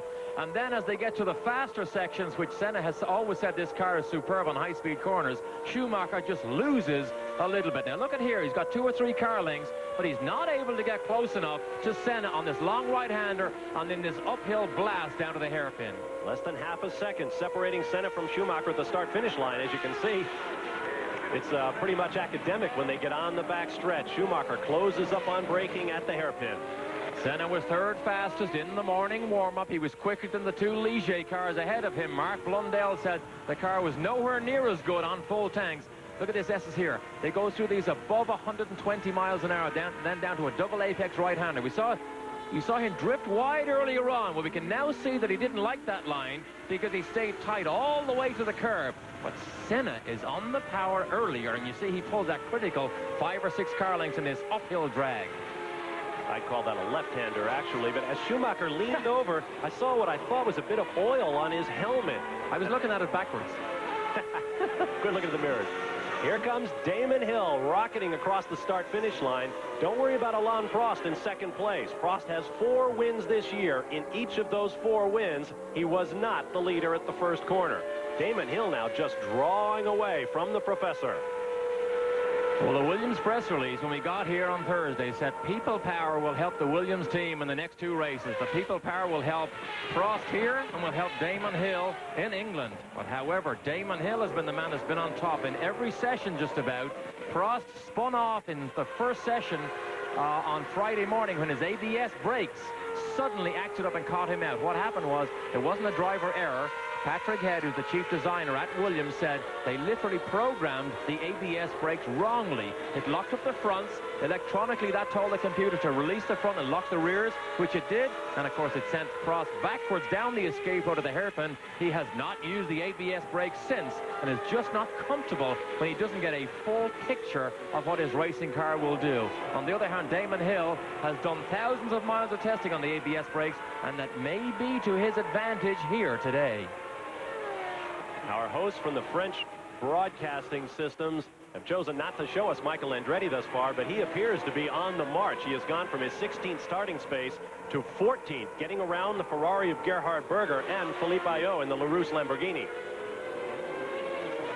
This is this daunting turn 1 that we just got a quick picture of there that Schumacher and Senna will now go to. From here on, it's a blast. It's first gear all the way through. Automatic change. They pick 5th gear right before they turn in here. And it is 170 miles an hour before they turn into this corner here. Look at Senna again. Draws away from Schumacher. Now Schumacher beginning to inch up on Senna through the high-speed corners. But Blundell is not catching Martin Brundle. As you can see, a huge crowd on hand here in France. Last year, a trucker strike rather paralyzed all forms of transportation into the racetrack. We have an absolutely outstanding crowd, and when I tell you how much the tickets cost, you won't believe it. We'll be back in just a moment. It is Hill and Prost out front and pulling away. Okay, I'll spell it out for you. Blockbuster's got thousands of these boxes filled with more movie star types than anybody else on the planet. Plus, they got anything you'd ever want. They got drama, they got comedy, they got kid stuff, they got thrillers. They even have foreign films with subtitles in case you want to do a little reading while you watch the film. Thousands of ways to have a good time. And you can keep them for more than one night. So if you want to have a good time, pow, make it a Blockbuster night. Tire foam protectant from Armor All. One spray, and even old tires look great. Kind of makes you wish we made car foam. Tire foam from Armor All. Boxing's real-life Rocky. A boxing legend's final chance. Relive the brawl between Tommy the Duke Morrison and George Foreman. It was Morrison's chance to make his mark on the heavyweight division. And it's your last chance to see George Foreman do battle in the ring. Morrison faces Foreman Wednesday night at 7:30 Eastern on ESPN. Bob Charles shot a 566 yesterday. He's number 1 on the money list with 2 wins this year. Can he increase his lead? Lee Trevino and Mike Hill knocking on the door. 14 golfers within 3 shots of the lead. Join us. Final round live coverage today at 2. Welcome back to Manicourt in central Loire Valley. One of the most famous winemaking regions of the world. Nevers, you see on the street sign there, is right down the road. The best wine to order is the Sancerre. Nice, light, dry white. Perfect for an afternoon with a loaf of bread and the Grand Prix of France. Lots of trouble with our onboard cameras today, obviously. Looking out the back of Damon Hill's car back at Alain Prost, you notice Cannon on the wings. Cannon will not be on the wings of the Williams cars next year, and they are not happy about it. Williams has got a new sponsorship with the Rothman cigarette brand. They will drop Campbell, they will drop Cannon. Cannon very upset about it. They issued a press release this weekend saying we are withdrawing from Formula One, and we are not happy with the Williams team. Now Alain Prost closes up on his teammate. I don't know what it is, but there's fluid coming out of the back of Damon Hill's car. We just see it on the camera lens. We just saw Alain Prost wipe the visor on his helmet. He's getting close to Hill. It's difficult to see whether it's oil or water, but we have seen this from Damon Hill's car before. Katayama. That's it. It's over for the Yamaha engine. Tyrrell were in all sorts of trouble last week at Silverstone. That car is on fire. They were to debut their new car here. However, during the test at Silverstone, it was not fast enough. Look at the fire marshal even falls down in his eagerness to get to that Tyrrell to make sure that thing does not catch light and burn itself to the ground, which it can so easily do. Remember, it's still full of fuel. And now it's full of chemical dust from the fire extinguishers. The team says their new 021 Yamaha chassis, designed around the Yamaha V10 engine, needs a little development work. What they mean is it's slower than the old car, which at this point is about 3 seasons old. Look at the battle here. Senna is able to control Schumacher. As long as he doesn't have to watch what Schumacher does, we still get another picture of the Tyrrell here. The fire is out, but there's a lot of chemical on that car which can do an incredible amount of damage. But we saw a good shot there of Senna away from Schumacher and closing on Mark Blundell. I mentioned earlier about this track, about it's enclosed in a small space. It's actually almost self-contained. It turns back on itself into an infield loop, uses up as much space as it can, and I've never seen 2.5 miles put into such a small area. But it's actually quite a good Grand Prix racetrack. There is Jean Alesi in the legendary Ferrari number 27. Alesi, one of 2 cars that started this race on the harder Goodyear A compound. They have an A and a softer B here. The A is on that Ferrari and also on Michael Schumacher's car. They may try to run this race without a stop in order to try to steal it, if you will, from the Williams Renaults out front.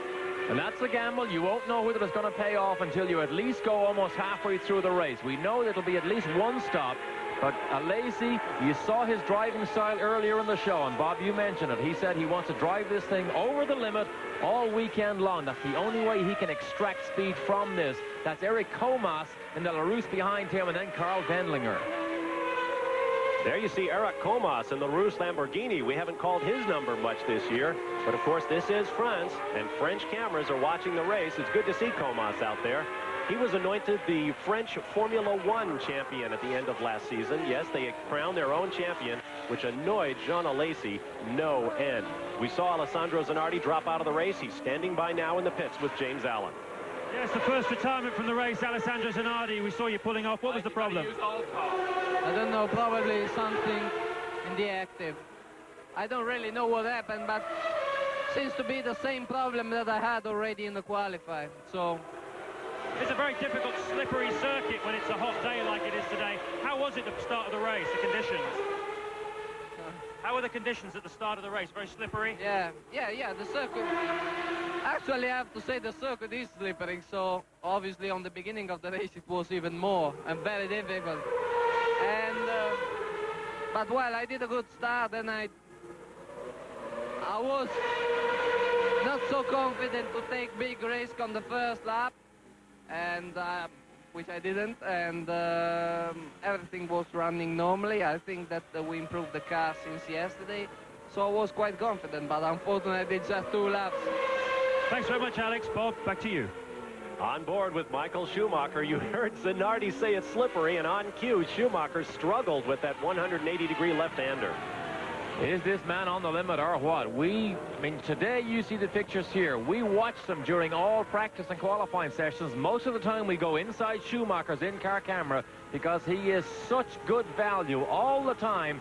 Fights with this car. You see again, he puts his left thumb on that button, drops the back of the car, less downforce, less drag, makes it faster down the straight. Senna also has one of those buttons, so one equals the other. This is the best battle on the racetrack right now. These guys running less than a second apart. It is Hill by almost a second over Prost. Then a big 14.7-second gap back to Martin Brundle in third, followed by Mark Blundell and these two, Senna and Schumacher. Then Rubens Barrichello has gone from 8th to 7th. Ooh, way wide. Look at this. This is where he's out of control almost all the time. And just say he got to the edge of the grass before he was able to pull it back to the curb. So Schumacher will know, and actually look how far Senna pulled away just with that one minor mistake that may have cost him just over half a second. But what an amount of track time it costs him. Behind Barrichello in 8th is Jean Alesi, pursued, as you saw, by Eric Comas in 9th. Then Carl Wendlinger in the Sauber in 10th. Then Aguri Suzuki, Ricardo Patrese, J.J. Leto, Michael Andretti still circulating in 14th place. Philippe Ayot, Gerhard Berger, Johnny Herbert, Derek Warwick, Luca Badoer, and Christian Fittipaldi. And you can see Senna closes in on one of the most unusual cars here this weekend.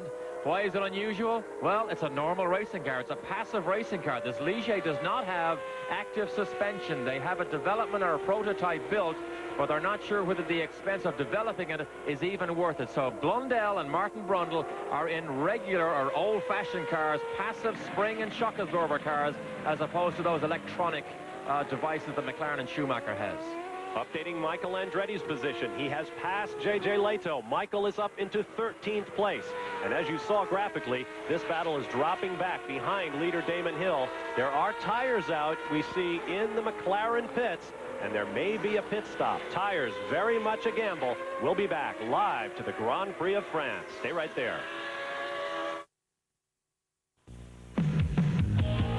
McDonald's invites you to watch the hottest in Major League Baseball action on ESPN. ESPN always brings you the best coverage, including a tour of the major leagues each Sunday from a different park. Before each game, head over to McDonald's for the best fried chicken this side of home. Tender, juicy, golden, delicious home-style chicken from McDonald's. ESPN Major League Baseball and McDonald's new fried chicken. Two of the best catches this season. From the look of their advertising, you'd think every car dealer in the universe is running a non-profit organization. Well, bull. At Williamsburg Ford Lincoln Mercury, our real difference is the smaller difference we'll settle for. A little more for your car, a little less for ours. Too simple to be true? Why not take the bull by the horns and come see? We'll give a little more, take a little less at Williamsburg Ford Lincoln Mercury. Your Give a Little dealer in Williamsburg. Parnelli Jones, Troy Ruttman, the legendary heroes of racing return. And Jags are their weapons. Fast Masters on Saturday Night Thunder. Live at 8 Eastern on ESPN.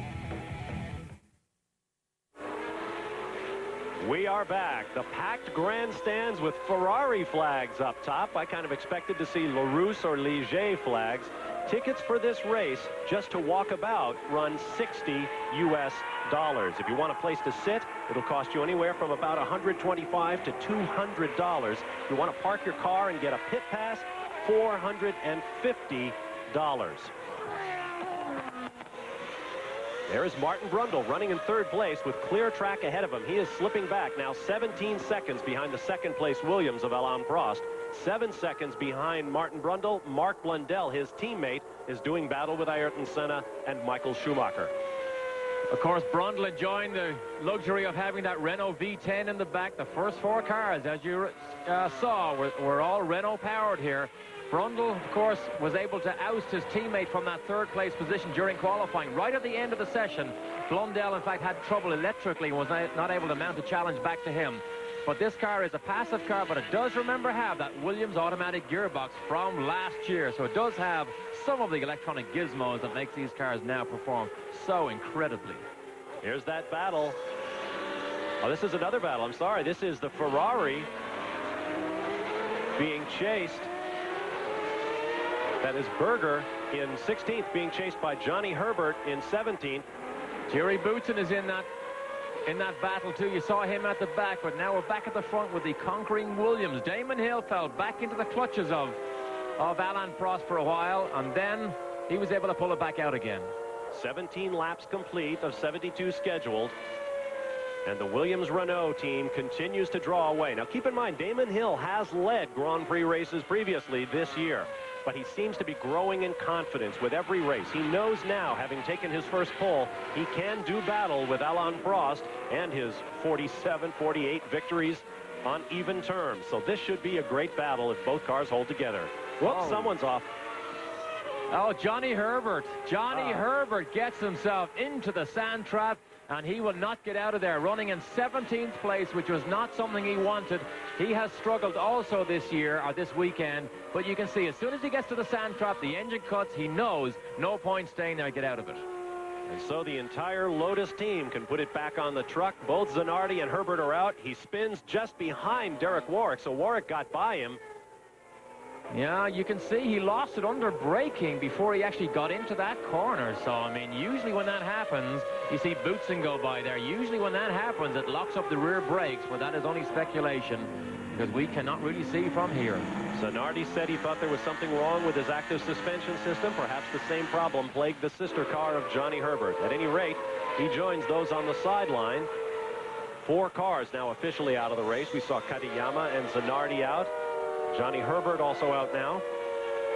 And that traffic jam and Herbert flying off the road happened just ahead of the leaders because here comes Hill and Alain Prost about to start to get into this lap traffic. That's Boutsen, and Hill goes down the inside of Boutsen.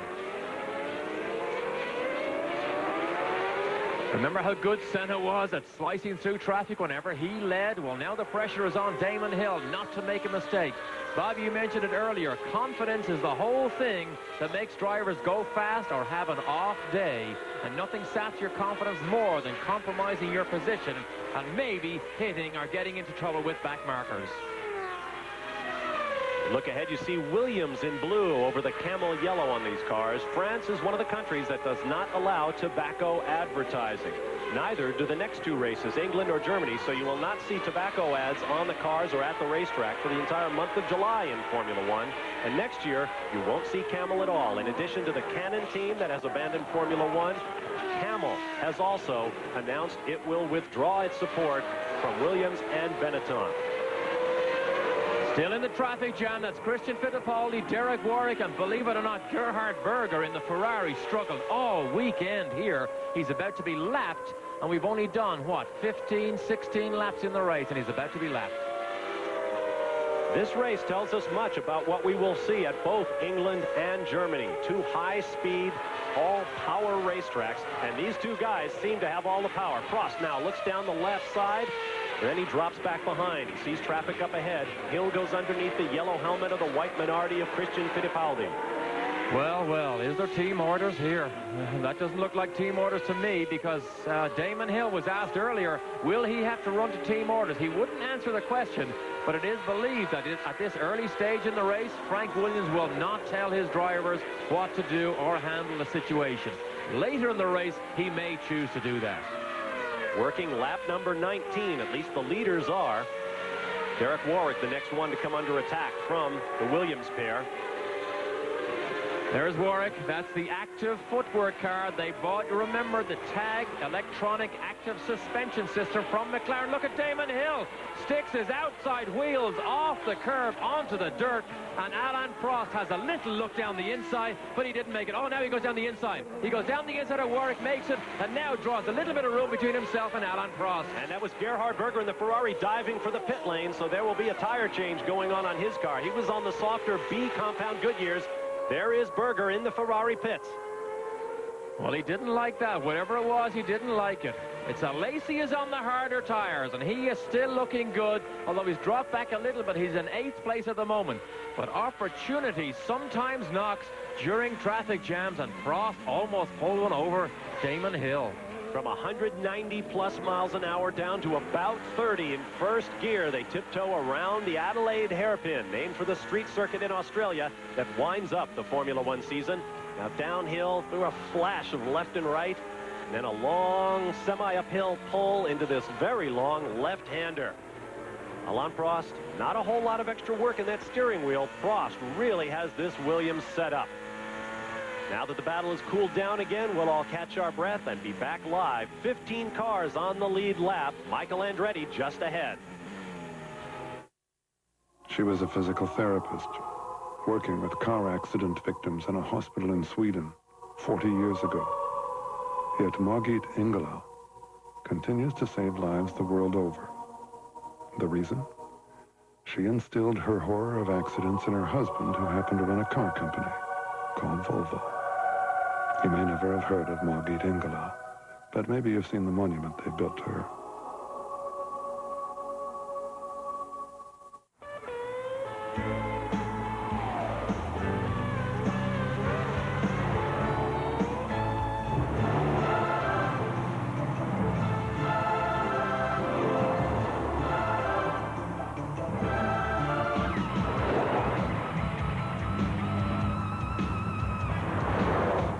No matter what you drive, we've got you covered from H to Z. You know, motor oil is the lifeblood of any engine. So to add more life to my family car, I use Haviland Formula 3 from Texaco right off the shelf. Haviland offers complete protection against heat stress, starting friction, and engine dirt. And when my race car needs motor oil, I also use Haviland Formula 3 right off the shelf. Get a free meal from Burger King when you buy a case of Haviland Formula 3 motor oil. But hurry, a deal this delicious can't last too long.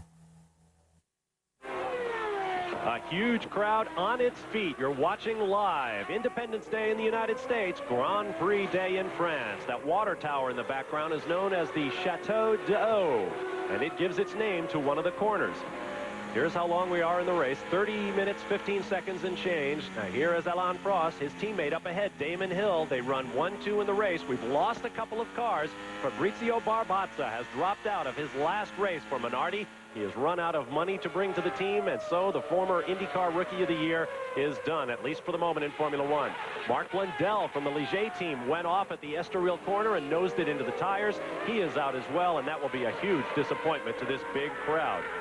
Now let's get down to James Allen. We're getting some pit action. What's going on, James? Yeah, we've had Thierry Boutsen in here. We've had Gerhard Berger in here. The reason is because we are now in the tyre change window. I said at the beginning of the race, between 20 and 30 laps, that's when we're going to start seeing the pit stops, and that certainly seems to be the case. Those two have stopped. They've both put more Goodyear B compound tyres on because they haven't got any A compound tyres. The only people who have are Michael Schumacher, Jean Alesi, and Riccardo Patrese, I understand, changed at the last minute on the grid onto A compound tyres. Everyone else running Bs. We try and monitor the radio also from the teams here, and Michael Andretti was told earlier on to stand on it, abuse the car if necessary, don't worry about anything. And he has now passed Riccardo Patrese, so Andretti is almost in the top 10. He's 11th, and he's only half a second behind Suzuki. We apologize for not being able to bring you Michael's best race of the year thus far, but our pictures are coming from TF1 here in France. We're grateful for what we have. This is great in-car camera stuff again with Alain Prost. Now, the interesting thing is he closes up under braking. Look at this here again. Under braking, he tightens it up on Damon Hill. Remember, he took off the ABX brakes because he wasn't happy, but we have one of these Saubers out of the race. J.J. Leto. That was Carl Venley. That was number 30. Stopped for a violation of some sort on the racetrack, a stop-and-go penalty. I don't know whether that was a stop and go. He was actually out of the car, so I think that was J.J. Leto that is in trouble. We may get another quick sneak shot of that, but J.J. Leto looked to be in trouble. That's what I get for looking at my timing and scoring just when they go to somebody parked in the pits. There you see the gaps behind the leader. Ruben Barrichello now up into 6th place. Remember, he had that wonderful race running as high as 3rd at Donington in the rain before the car ran out of fuel, and he got nowhere near the reward that he deserved for a tremendous drive at the Grand Prix of Europe. From overhead, Watch them whistle across the countryside. The nearest thing you'll see to an oval track corner in Grand Prix racing is this 180 miles an hour, long dips in the middle, then it comes uphill, but they go through there at about 135 miles an hour. One of the most daunting corner sections, I mentioned it earlier, in all of Grand Prix racing, then down to one of the tightest corners in racing. First gear hairpin, 35 miles an hour is the speed they go through there at. These wide shots are great for showing you just how fast they're going as they whistle along. This is downhill, remember. That's the only thing it doesn't actually show you, the elevation changes. This is downhill. That's where Schumacher had all the trouble earlier on. That was where he ran wide. And now from here, it's an uphill drag to where Damon Hill hit Michele Alboreto during qualifying yesterday. Now, moments ago, Alain Prost gave us more indication that there's something coming out of Hill's car. Watch Prost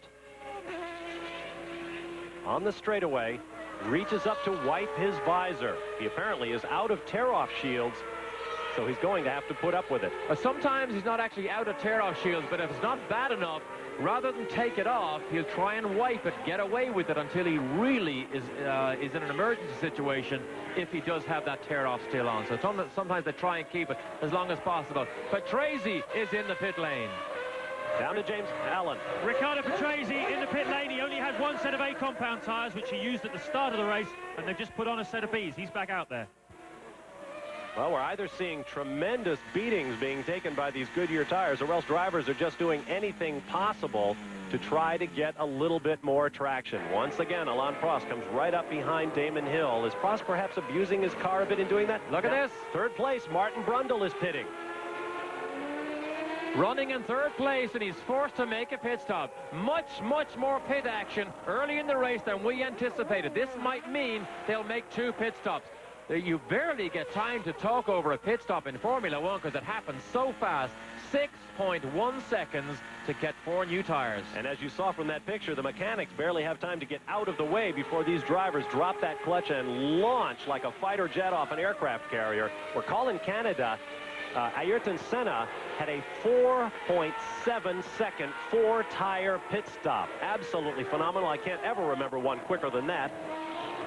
And did I see Michael Andretti just ahead of that as we finish that picture? I do believe it. Yeah, Michael's embroiled in his own battle, but here's a Lacey in the other Ferrari in the pit lane. You see those cutouts at the back of the side pod. The team's desperate to get more air to get these engines cooled down on a very hot weekend in France. Jean Alesi back out there with a new contract in hand that, as we mentioned, should pay him an estimated $10 million a year for the next 2 seasons.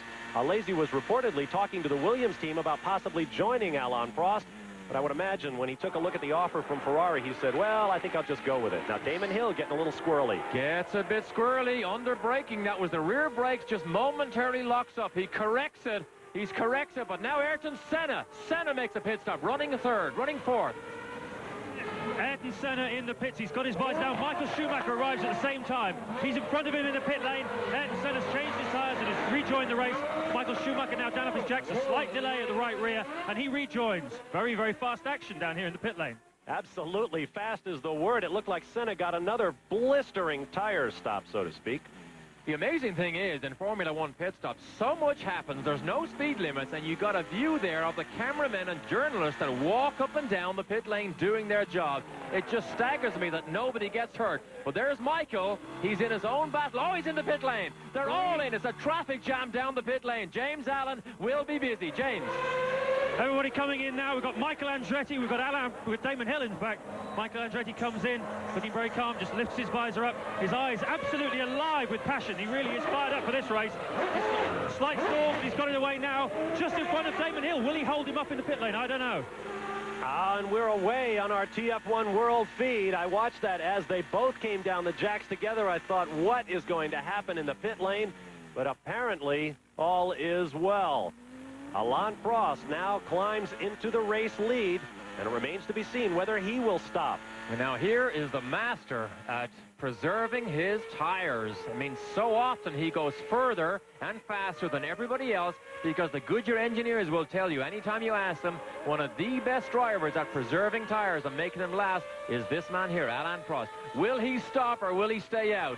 Probably stop, because we've seen such a flurry of activity. He can't be that good. If he doesn't think his tires are bad, if I were he, I would go around a little bit and see if the new tires make a difference in the cars pursuing him. If they're taking time off him on every lap, go in. If they're not, why bother? Oh, look at the traffic jam here. That is Michael right ahead of him. Almost hits the Sauber, and Damon Hill has to take avoiding action also. A traffic jam and a bottleneck or a funnel effect at the end of the pit lane. Whoa. Oh, my goodness. Another deep breath, everyone. He did not pit. Way to go, Professor. I'm learning all the time. You might be right, Bob. Now remember, what he's going to get is information from Damon Hill's car. They will monitor what lap time he does, and if he's much, much quicker than Alain Prost, he will stop. If he's not much quicker, he will stay out. And then the gamble really begins to show its hand. Alain Prost down through the gearbox. 800 Renault horsepower at his command. Listen to how quickly those shifts go on these semi-automatic gearboxes. Patrick Head spoke about this active ride. Believe it or not, the active ride came to Williams back in 1984. They first began to work on it.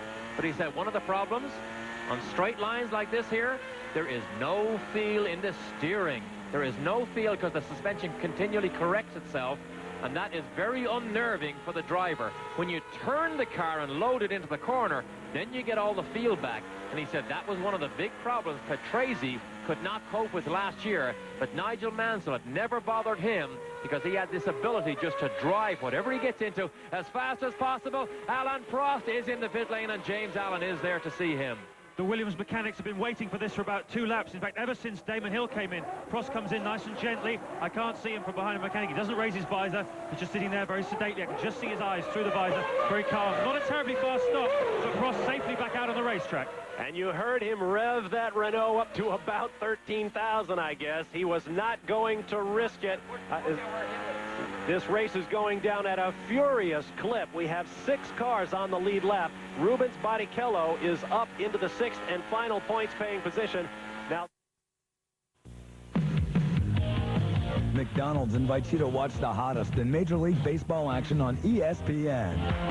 ESPN always brings you the best coverage, including a tour of the major leagues each Sunday from a different park. Before each game, head over to McDonald's for the best fried chicken this side of home. Tender, juicy, golden, delicious home-style chicken from McDonald's. ESPN Major League Baseball and McDonald's new fried chicken. 2 of the best catches this season.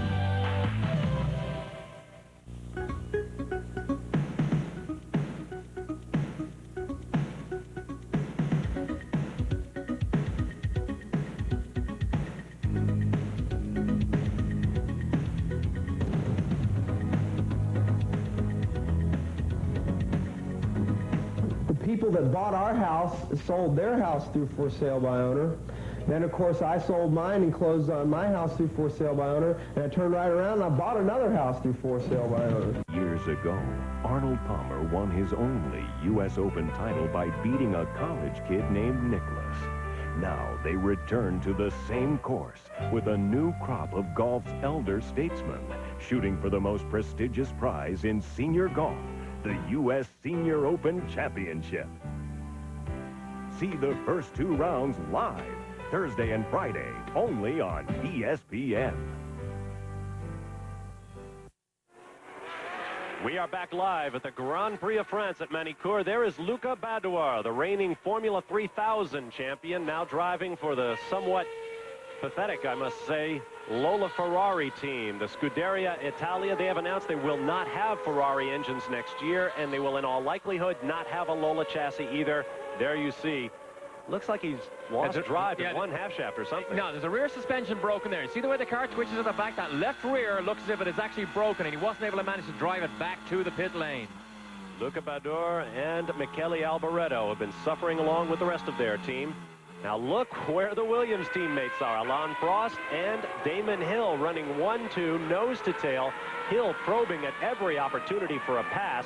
Meanwhile, with all of those pit stops and all of the shakeup, Michael Andretti is now 9th. From 16th on the starting grid, Michael has driven to 9th.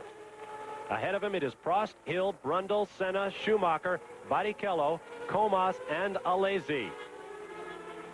Now let's take another look at what happened just a few moments ago during all the pit road shuffle. Alain Prost is in the pit, just coming down off the jacks. They are side by side. Prost is in the pit lane. Here comes Prost.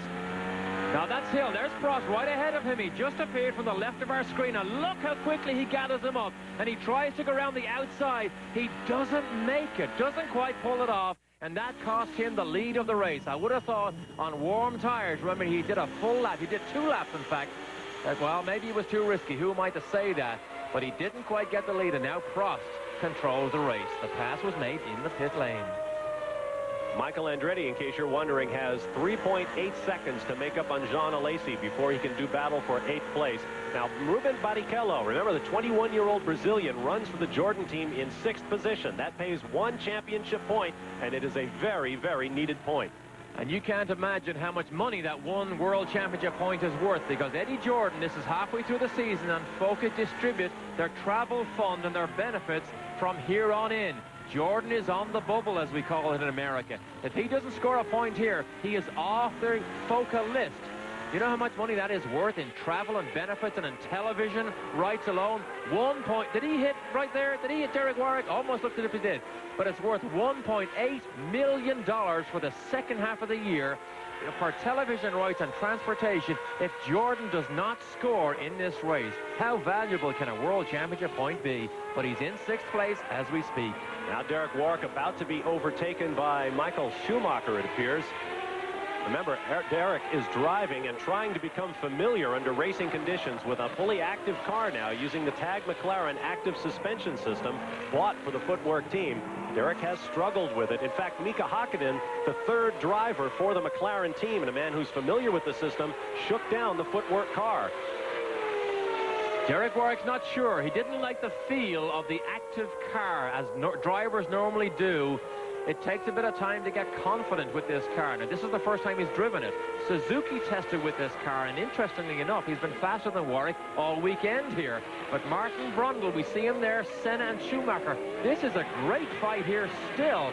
Nobody makes mistakes, and nobody can quite close that gap. Warwick and Suzuki in those identical red and white striped footwork cars are battling for position. Warwick is 15th, Suzuki 16th. And they're also battling Jordan. We should mention that, because the footwork is the other team that can score that point and also keep Jordan out of this preferred FOCA travel and benefit scheme. Enormous amounts of money available in Formula One. The purse for a race, although they don't like to talk about it, is on the order of $2.5 million. That's 16 races a year, about a $32 million series or so. There is Michael Schumacher rocketing around. His 2nd place in Canada 3 weeks ago pushed him past Jochen Mass. Michael Schumacher is now the #1 scoring German in Formula One history.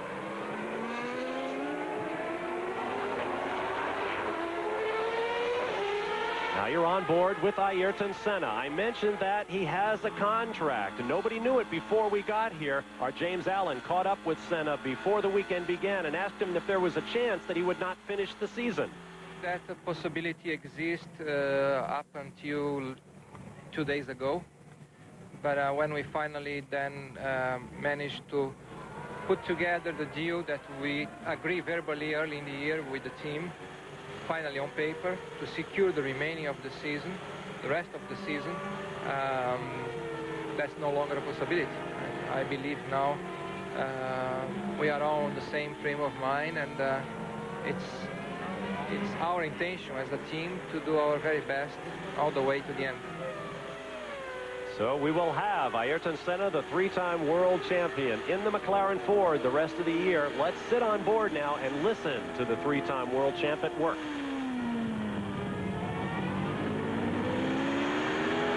That was the Jordan who moved over, and look, he waves. He says thank you.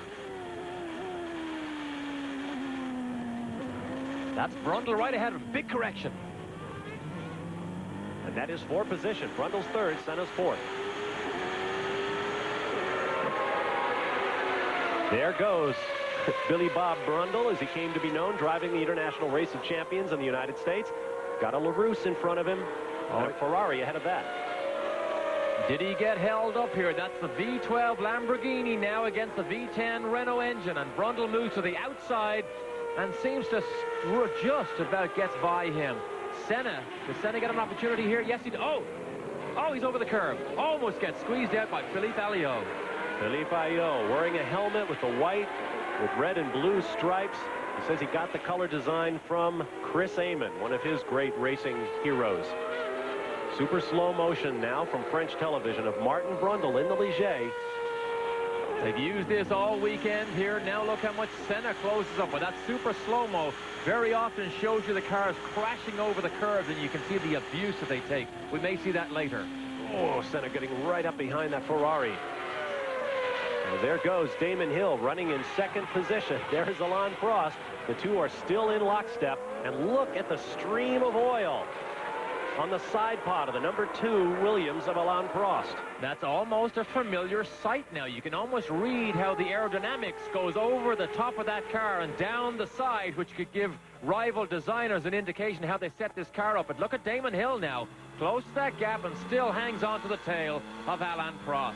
We don't know if the oil on Prost's car came from his own machine or from this car as you ride along with Damon Hill when he was out in front of Prost.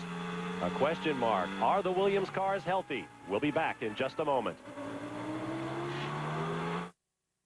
What do all these police officers have in common? My name is Patrolman James New, and I was shot once Bob Parcell, and I was shot right above the heart. Every year, more police officers are shot, Point-blank range. yet fewer die, thanks to an innovative DuPont fiber called Kevlar in bullet-resistant vests. Tina Dillard, and I was shot twice at close range. Being a police officer is always going to be dangerous, but it doesn't have to be fatal. DuPont, better things for better living. When a Volvo is in an accident in western Sweden, after the police get called, so does Hans Noring, head of Volvo's accident investigation team. People whose findings help Volvo develop the collapsible steering wheel, front and rear energy-absorbing impact zones, and today, a side impact protection system years ahead of government requirements. Volvo will continue to analyze accidents as long as we can find ways to help people survive them. I got a new taste that's pure delight. New Pringle sour cream and onion light. That's right. Rich sour cream and tangy onion. Mmm, that taste is really something because the dip is in the chips, so delicious on your lips. Look, compare Pringles to regular chips.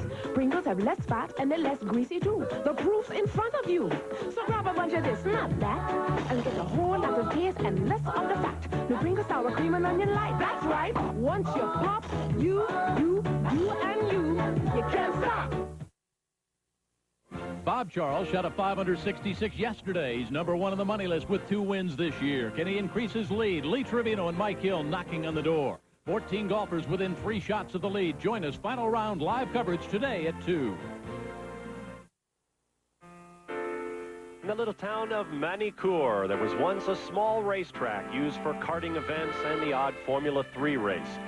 But 3 years ago, at a cost of tens of millions of French francs, this circuit was rebuilt to Formula 1 standards and with a bit of political push, became the 7th home of the Formula 1 Grand Prix of France. Bob Varsha, Derek Daly with you. You're riding along in the second place car of Damon Hill. Now we understand both of the Saubers are out of the race with identical gearbox problems.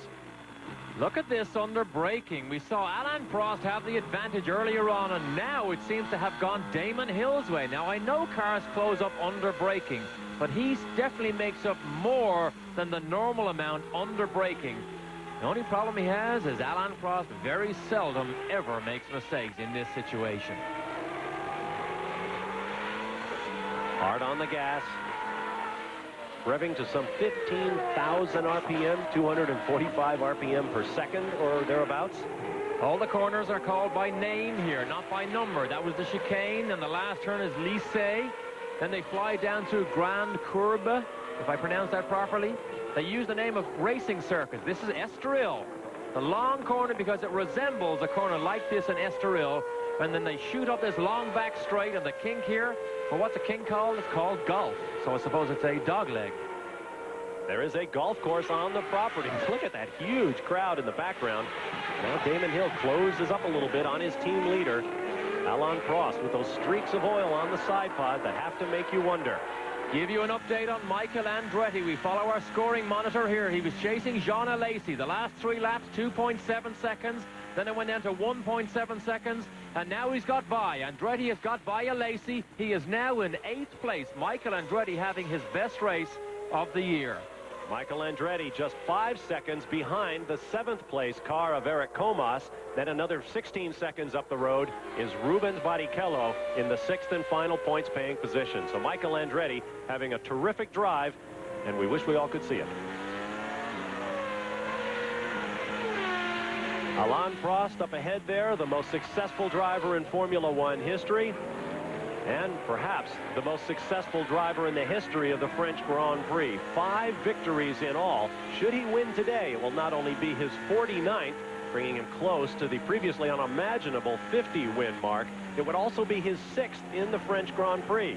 That would tie Ayrton Senna, who recently won his 6th Grand Prix of Monte Carlo in Monaco. Of course, all of those races held there. If Prost wins, he will have assembled 6 French Grand Prix victories in 3 different locations: Dijon, Paul Ricard, and here at Manicourt. There is Ayrton Senna. He runs in 4th position. Just ahead of him in that blue Ligier, Martin Brundle in 3rd place. Just behind him, Michael Schumacher in the Benetton Ford in 5th. The Ligiers hoping to have a good result here. Their factory is right here on this racetrack. In fact, as you go down the front straight right here, when you turn left, you can look in the back door of the Ligier factory. They have a wind tunnel here also that is active almost every working day, trying to make these cars faster. They test here more than anybody else does, so they were expected to be fast here. So a rostrum finish for Martin Brundle would be tremendous. Now let's get down to the pit lane for news from James Allen. Yes, I suppose we ought to really address the question, will anybody need to stop again? Well, the answer, catching the scuttlebutt up and down the pit lane, is they don't think they will. All the Goodyear B compound runners quite happy that they could make it through to the end of the race on the current tires, and of course the A compound runners feeling the same way. Something unpredictable about this circuit, the natural oils in the bitumen in the asphalt of the circuit seep up when the sun shines, make the track conditions very slippery and very changeable. If a cloud comes over the sun, it would change the whole track condition completely, make it a lot less slippy. The Ligier drivers said their goal this year was 30 points and 3 or 4 rostrum finishes for each of the 2 drivers. Thus far, they have a couple of rostrums apiece and 13 total points. So Ligier is doing just fine. Damon Hill is still there. I mean, this is a great personal fight between these two. It swings Prost's way now, but what a great confidence booster it is for Damon Hill prior to the British Grand Prix, which is just next weekend. Last week, in testing, Damon Hill was the fastest of all cars there. And remember, Alain Prost was there, but Damon Hill was considerably faster than everybody, so he will be in very good shape next weekend, too. You don't think Damon is hustling this car? As soon as we take a look at your top 6 runners right there, we'll show you some footage we collected just a few moments ago. Super slow motion. Watch that 0 car coming through the chicane. This is where we saw Lacey go off earlier on. Watch what happens here. Bounces over the curb. Now he's under braking for Lisset, the last right-hander. Can we see it? Locks up that right front. See that? Locks it up under braking and then turns in. You can actually see the understeer. As he turns in, you can just pick up the understeer, but he is driving that car and using it and abusing it sometimes. A full tilt boogie battle between the Williams-Renault teammates who ride with Alain Prost in the lead at the 43rd Grand Prix of France. We'll be back live in just a moment.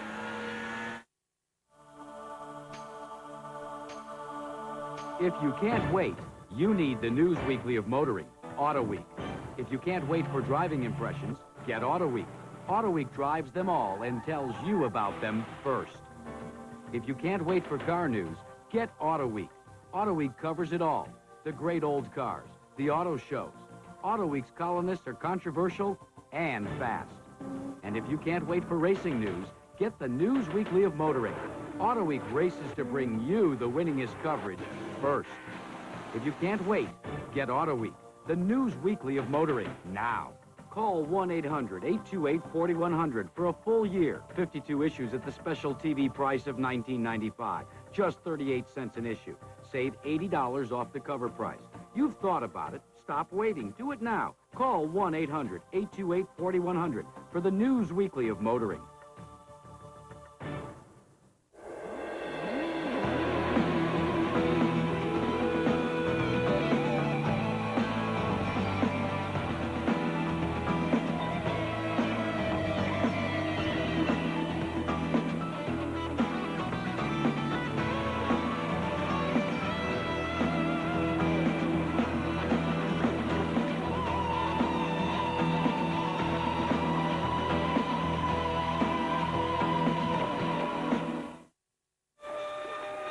back on a blistering hot day here in France, but in addition to auto racing, ESPN has great senior golf tour action coming your way. The Cadillac Senior Tour Kroger Senior Classic. Final round coverage today at 2 p.m. Eastern Time, 11 a.m. Pacific. Live. Trevino, Rodriguez, Player, Loretti, Isao Aoki in it.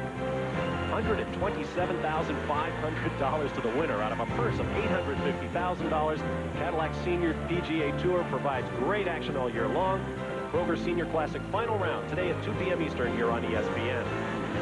Here at Manicourt, you ride along with Alain Prost out front by just a couple of seconds over his Williams-Renault teammate, Damon Hill. He did pull out just a little bit in the last 2 laps, but clear track ahead of Prost. You can see it here. You can see how smooth he is with this car. Gerhard Berger, believe it or not, has made another pit stop. That's pit stop number 2 for the struggling Ferrari of Gerhard Berger. He has not enjoyed himself all weekend. You mentioned it earlier, Bob. He says every time he drives this car hard, he flies off the road, so he has no confidence here at all. I often have that problem myself. Gerhard Berger, with his $12 million contract, probably the single highest salary driver in Formula One right now. He will be joined in the $10 million bracket by his teammate, Jean Alesi, for the next 2 seasons. But all the money in the world won't make up what Gerhard Berger lacks in competitiveness in the Ferrari right now. He's got a new type of active suspension this weekend. John Barnard is designing systems, as he calls them, in detail changes for these cars. That's Barrichello right behind him, keeping up with the Ferrari.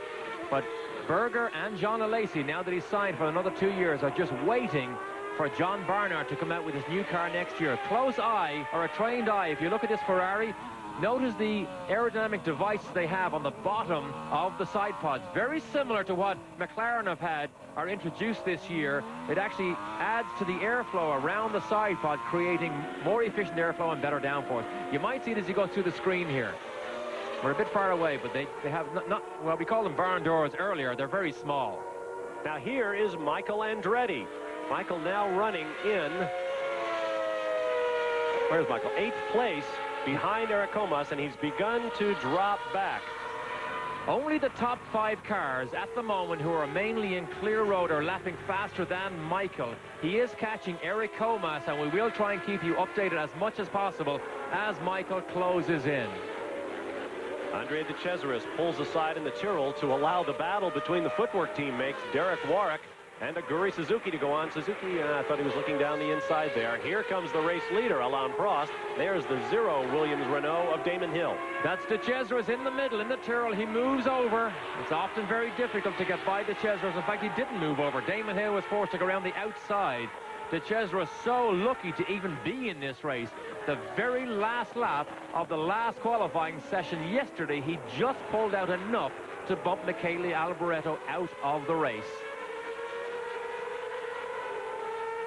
There's a look at race leader Prost over an hour into the race, and the gaps to the other riders behind him. As you can see, a sizable gap from Hill back to the 3rd place car of Martin Brundle.